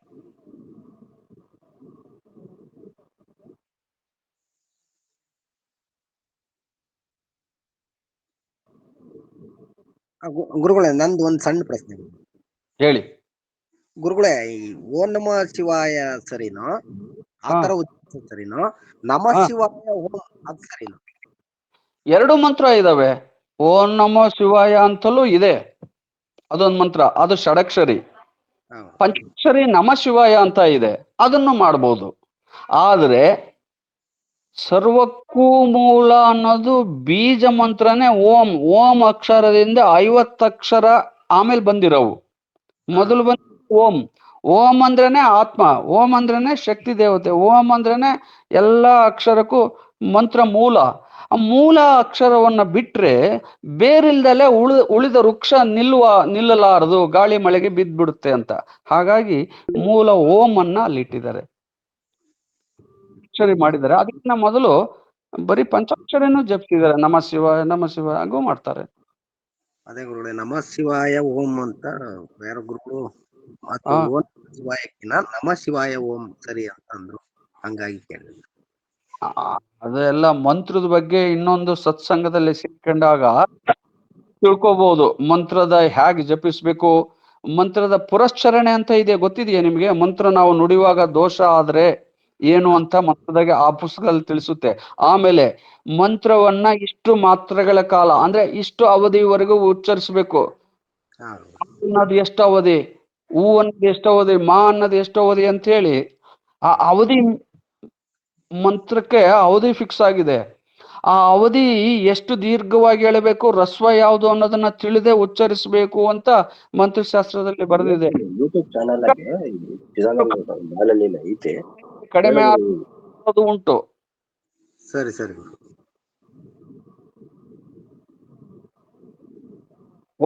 Okay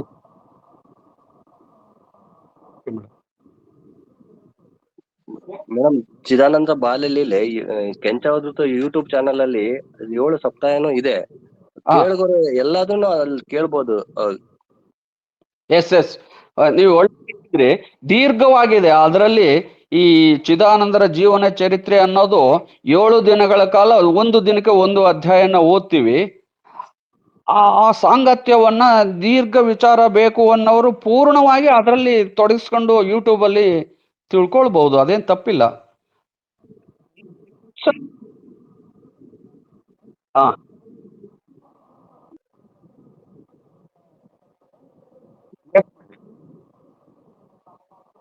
yes madam. Okay okay. Sir ನಮಸ್ಕಾರ. ಸರ್ ನಮಸ್ಕಾರ. ನಮಸ್ಕಾರ ಮೇಡಮ್. ಏನಿಲ್ಲ, ಫಸ್ಟ್ ಒಂದು ಪ್ರಶ್ನೆ ಬಂತಲ್ಲ, ಈ ಸತ್ಸಂಗದವರಿಗೆ ಅಂತ ಒಂದವ್ರೇನೋ ಅಭಿಪ್ರಾಯ ಹೇಳಕ್ ಹೋದ್ರು, ಅದಕ್ಕೆ ಈ ಸತ್ಯ ಪದದಲ್ಲಿ ನಡೆದ್ರೆ ಮಾತ್ರ ಸತ್ಸಂಗ ಅಂತ ಏನೋ ಒಂದ್ ಪ್ರಶ್ನೆ ಬಂತಲ್ಲ. ಈ ಸತ್ಯ ಪದದಲ್ಲಿ ನಡೆಯೋಕೋಸ್ಕರನೇ ಸತ್ಸಂಗ ಬೇಕು ಅನ್ನೋ ನನ್ನ ಅನಿಸಿಕೆನ ಹೇಳ್ತೀನಿ. ಯಾಕೆಂದ್ರೆ ಫಸ್ಟ್ ನಮ್ಗೆ ಜ್ಞಾನ ಬೇಕು, ವಿಚಾರ ಬೇಕು, ಸ್ವಾಧ್ಯಾಯನ ಬೇಕು, ಆದ್ರೆ ಅದ್ ಏನು ಅಂತ ತಿಳ್ಕೊಳಕಾರು ಸತ್ಸಂಗ ಬೇಕಲ್ಲ. ಸತ್ಯ ಪದದಲ್ಲಿ ನಡೆದಾದ್ಮೇಲೆ ಸತ್ಸಂಗ ಬೇಕು ಅಂತ ಅಲ್ಲ, ಇವೆಲ್ಲ ಆದ್ಮೇಲೆ ಸತ್ಸಂಗ ಹಾಗೆ ಆಗುತ್ತೆ. ಅದು ನಾವು ಫಸ್ಟ್ ತಿಳ್ಕೊಬೇಕಲ್ಲ ಅನ್ನೋ ನನ್ನ ಅಭಿಪ್ರಾಯ ಸರ್. ನೀವು ಒಂದು ಒಳ್ಳೆ ಪ್ರಶ್ನೆ ನೋಡ್ರಿ. ಹೌದೌದು ಸರಿ. ನಾನು ಒಂದು ದೇವಸ್ಥಾನ ತಲುಪಬೇಕು, ಯಾವ್ದೋ ಊರಲ್ಲಿದೆ ಆ ದೇವಸ್ಥಾನ. ಆದ್ರೆ ನಾನು ನಮ್ಮನೆಯಲ್ಲಿ ನಮ್ಮೂರಲ್ಲಿ ಮಲಗಿದ್ದೀನಿ. ನಾನು ಮಲಗಿದವನು ದೇವಸ್ಥಾನಕ್ಕೆ ಹೋಗಬೇಕು ಅಂತ 1000 ಸಾರಿ ಕಲ್ಪನೆ ಮಾಡಿದ್ರು ಅಲ್ಲಿಗೆ ತಲುಪಕ್ಕಾಗೋದಿಲ್ಲ, ಆ ಊರಿಗೆ, ಆ ದೇವಸ್ಥಾನಕ್ಕೆ. ಆದ್ರೆ ನಾನು ಎದ್ದು ಪ್ರಯತ್ನ ಮಾಡಿ ಒಂದ್ ಹೆಜ್ಜೆ ಇಟ್ಟಿದ್ದೆ, ಆದ್ರೆ ಆ ಹೆಜ್ಜೆ 100 ಆಗುತ್ತೆ, 100,000 ಆಗಿ ಗುರಿ ಮುಟ್ಟೋ ತನಕ, ಅಂದ್ರೆ ನಾನು ಯಾವ ದೇವಸ್ಥಾನಕ್ಕೆ ಹೋಗಿ ಕೈ ಮುಗಿ ಆಗಿತ್ತು ಅಲ್ಲಿಗೆ ತಲುಪಬಹುದು. ಆದ್ರೆ ಹೆಜ್ಜೆ ಅಂತೂ ಎದ್ದಿಡ್ಬೇಕಲ್ಲ, ಒಂದಾದ್ರೂ ಪ್ರಾರಂಭ ಮಾಡ್ಬೇಕಲ್ಲ. 100 ಹೆಜ್ಜೆಯಲ್ಲಿ 1 ಹೆಜ್ಜೆ ಇಟ್ರೆ ಇನ್ನು ಉಳಿದವು 99. ಹೀಗೆ ದಿನ ಬೈ ದಿನ, ಅಂದ್ರೆ ನಾನು ಹೇಳೋದು ಸತ್ಸಂಗ ಒಂದೇ ದಿನಕ್ಕೆ ನಾವು ಅಷ್ಟು ಸಾಧಿಸ್ತೀವಿ, ಈ ಬೇಕರಿ ಐಟಮ್ ಕೊಟ್ಟಂಗೆ, ಫಾಸ್ಟ್ ಫುಡ್ ಕೊಟ್ಟಂಗೆ ಕೊಡ್ತೀವಿ ಅನ್ನೋದು ಸತ್ಸಂಗ ಅಲ್ಲ ಮೇಡಮ್. ಸತ್ಸಂಗ ಯಾವಾಗ್ಲೂ ಸರ್, ನೀವು ಇದನ್ನ ಚೆನ್ನಾಗಿ ಹೇಳಿದ್ರಿ, ಮನ ಮುಟ್ಟೋ ಹಾಗೆ ನನ್ನ ಅನಿಸಿಕೆ ಹೇಳ್ದೆ. ಫಸ್ಟ್ ನಾವು ಶ್ರವಣ ಮಾಡ್ಬೇಕು ತಾನೇ, ಏನಾದ್ರು ನಾವು ಸತ್ಯಪದದಲ್ಲಿ ನಡೆಯಕ್ಕೆ ಅಂತ ನನ್ನ ಅಭಿಪ್ರಾಯ ಸೂಚಿಸಿದೆ. ರೈಟ್, ಶ್ರವಣ ಮಾಡ್ಬೇಕು, ಆಮೇಲೆ ಮನನ. ಈಗ ನೋಡಿ, ಶ್ರವಣ ಮಾಡೋದು, ಆಮೇಲೆ ನಿಧಿಧ್ಯಾಸ, ಹೀಗೆ ಒಂದು ಹಂತ ವೇದಾಂತದಲ್ಲಿದೆ. ಅದನ್ನು ಕೂಡ ನಾವು ಸತ್ಸಂಗದಲ್ಲಿ ಹೋಗಿ ಸುಮ್ಮನೆ ಕುಳಿತು ಕೇಳ್ತಾ ಈ ಸಾಮರ್ಥ್ಯಗಳು ಬರ್ತವೆ. ಯಾವ್ಯಾವು? ಶ್ರವಣ ಮಾಡೋ ಸಾಮರ್ಥ್ಯ, ಮನನ ಮಾಡೋ ಸಾಮರ್ಥ್ಯ, ನಿಧಿಧ್ಯಾಸ ಸಾಮರ್ಥ್ಯ ಅನ್ನೋದು 3 ಕ್ರಮೇಣವಾಗಿ ನಾವು ಗಳಿಸ್ಬೋದು. ಇವತ್ತು ಹೋಗಿದೀವಿ, ಸೇರಿದೀವಿ ಅಂದ ತಕ್ಷಣ ರಿಸಲ್ಟ್ ಕೊಟ್ಟು ಬಿಡ್ತಾರೆ, ನನಗೆ ಅಂಕಗಳು 35 ಬರ್ತವೆ ಅನ್ನೋದು. ನಾನು ಒಬ್ಬ ಗುರುವಾಗಿದ್ದೇನೆ, ಅದ್ ಹೇಳಕ್ಕಾಗಲ್ಲ. ಮಕ್ಕಳು ಅಕ್ಷರವನ್ನ ತಿದ್ದಬೇಕು, ಚೆನ್ನಾಗಿ ತಿದ್ದಿ ಆಮೇಲೆ ಕಂಠಪಾಠ ಆದಾಗ ಮಗ್ಗಿ ಪುಸ್ತಕ ನಮಗೆ ಬೇಕಾಗಲ್ಲ. ಹೌದು ಅಲ್ಲ ಸರ್, ಅದೇ ಅವ್ರು ಯಾವ ಉಪನಿಷತ್ತು ಬೇಡ, ಯಾವ ವೇದನು ಬೇಡ, ನೀನ್ ಅರಿ ಅನ್ನಕ್ಕೆ ಯಾವ ಓದು ಬೇಡ ಅಂದ್ರಲ್ಲ. ಸೊ ನನಗೇನೋ ಒಂಥರ ಮನಸ್ಸಿನಲ್ಲಿ ಪ್ರಶ್ನೆ ಬಂತು. ಸೊ ಫಸ್ಟ್ ನಾನು ರಮಣ ಮಹರ್ಷಿದು ಓದ್ತಾ ಇರ್ಬೇಕಾದ್ರೆ ಒಬ್ಬ ಅವನಿಗೆ ವಿದ್ಯಾವಂತ ಬರ್ತಾನೆ. ಅಲ್ಲಿ ಎಲ್ಲರೂ ವೇದ ಪಾಂಡಿತ್ಯರೆಲ್ಲ ಸೇರ್ಕೊಂಡು ಡಿಸ್ಕಸ್ ಮಾಡ್ತಾ ಇರ್ತಾರೆ. ಅವನಿನ್ನ ಏನ್ ಸ್ವಾಮಿ ನನ್ಗೆ ಏನು ಬರಲ್ಲ ಅಂತ ಪ್ರಶ್ನೆ ಕೇಳ್ತಾನೆ. ಏನು ಬೇಡಪ್ಪ ನಿನ್ಗೆ, ನೀನ್ ಅರಿ ಅಂತ ಹೇಳಿದ್ರು. ಅಲ್ಲಿ ಅರಿಯಕ್ಕೂ ಸಹ ಅವನು ಗುರುಗಳಿಂದ ಶ್ರವಣ ಮಾಡ್ದ ಮೊದ್ಲು. ಸೊ ಈ ತರ ಒಂದು ನನಗೆ ಭಾವನೆ ಬಂತು, ಅದು ನಿಮ್ಮ ಹತ್ರ ಶೇರ್ ಮಾಡ್ಕೊಟ್ಟೆ ಸರ್. ಮೇಡಮ್, ಎಸ್ ಮೇಡಮ್, ಅರಿಯೋದಕ್ಕಾದ್ರೂ ಶಾಸ್ತ್ರ ಬೇಕು, ಅರಿಯೋದಕ್ಕಾದ್ರೂ ಒಬ್ಬ ಗುರು ಬೇಕು. ಒಬ್ಬ ಗುರು ಬೇಕು, ಅವ್ರು ಹಿಂದನಾರು ಅವನು ಉಪದೇಶ ಪಡ್ಕೊಂಡ. ಈಗ ಒಬ್ಬ ಗುರು ಜೀವಂತವಾಗಿ ಮಾತಾಡ್ತಾ ಇದ್ದಾನೆ, ಬಾಯಿಂದ ಬರ್ತಾ ಇದೆ ಅಂದ್ರೆ ಅದೇ ಶಾಸ್ತ್ರ. ಬುಕ್ಕೇ ಆಗ್ಬೇಕಂತ ಏನಿಲ್ಲ. ಗುರುಗಳು ಶ್ರವಣ ಮಾಡ್ತಿರ್ತೀವಲ್ಲ, ಕೇಳಿಸ್ಕೊಳ್ತೀವಲ್ಲ ಅವ್ರ ವಾಣಿಯನ್ನ, ಅದು ಶಾಸ್ತ್ರ. ಅದೇನ್ ಶಾಸ್ತ್ರ ಬಿಟ್ಟಿರಲ್ಲ, ಇದು ಬುಕ್ ರೂಪದಲ್ಲಿ ಇರುತ್ತೆ. ಅದು ನೇರವಾಗಿ ಸಂವಾದದಲ್ಲಿ ಪಾಲ್ಗೊಳ್ತೀವಲ್ಲ, ತನ್ನಂತ ಬೇಕಾದ್ರೆ ಒಂದು ಮೇಡಮ್, ಎಷ್ಟೇ ಬುಕ್ಕಿನ ಪಾಂಡಿತ್ಯ ಬಂದ್ರೂ ಕೂಡ ಗುರುಮುಖೇನ ಆ ಒಳ ಅರ್ಥ, ಗೂಢಾರ್ಥ ಅವ್ರು ತಿಳಿಸ್ಕೊಡ್ಲಿಲ್ಲ ಅಂದ್ರೆ ನೀನು 1000 ಪುಸ್ತಕ ಓದಿದ್ರು ನಿನ್ನ ನಾಲೆಡ್ಜ್ ಕೇವಲ ಪಾಂಡಿತ್ಯಕ್ಕಷ್ಟೇ. ಹೌದು ಸರ್, ಕರೆಕ್ಟ್. ಯಾಕೆ ಅಂತ ಹೇಳ್ತಿದೆ ಅಂದ್ರೆ ಅದು ಕೇವಲ ಬುದ್ಧಿ ಇಂದ್ರಿಯಗಳನ್ನ ಬಳಸಿ ಗಳಿಸಿದಂತ ಪಾಂಡಿತ್ಯ. ಆದ್ರೆ ಅನುಭವ ಐತಲ್ಲ, ಗುರುಮುಖೇನ ಅನುಭವ ಬರುತ್ತಲ್ಲ, ಅದು ಅತೀಂದ್ರಿಯವಾದದ್ದು. ಅದಕ್ಕೋಸ್ಕರ ದಯಮಾಡಿ ಗುರುವನ್ನ ಹೊಂದಲೇಬೇಕು. ಹೌದು ಸರ್, ಖಂಡಿತ ಸರ್. Thank you sir. ಗುರುಗಳೇ,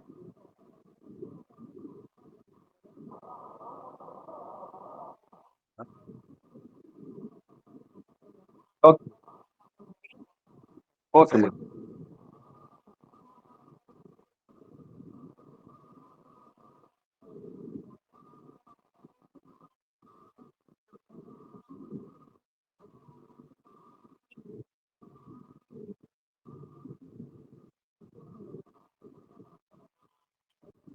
ಜೈ ಶಂಕರ.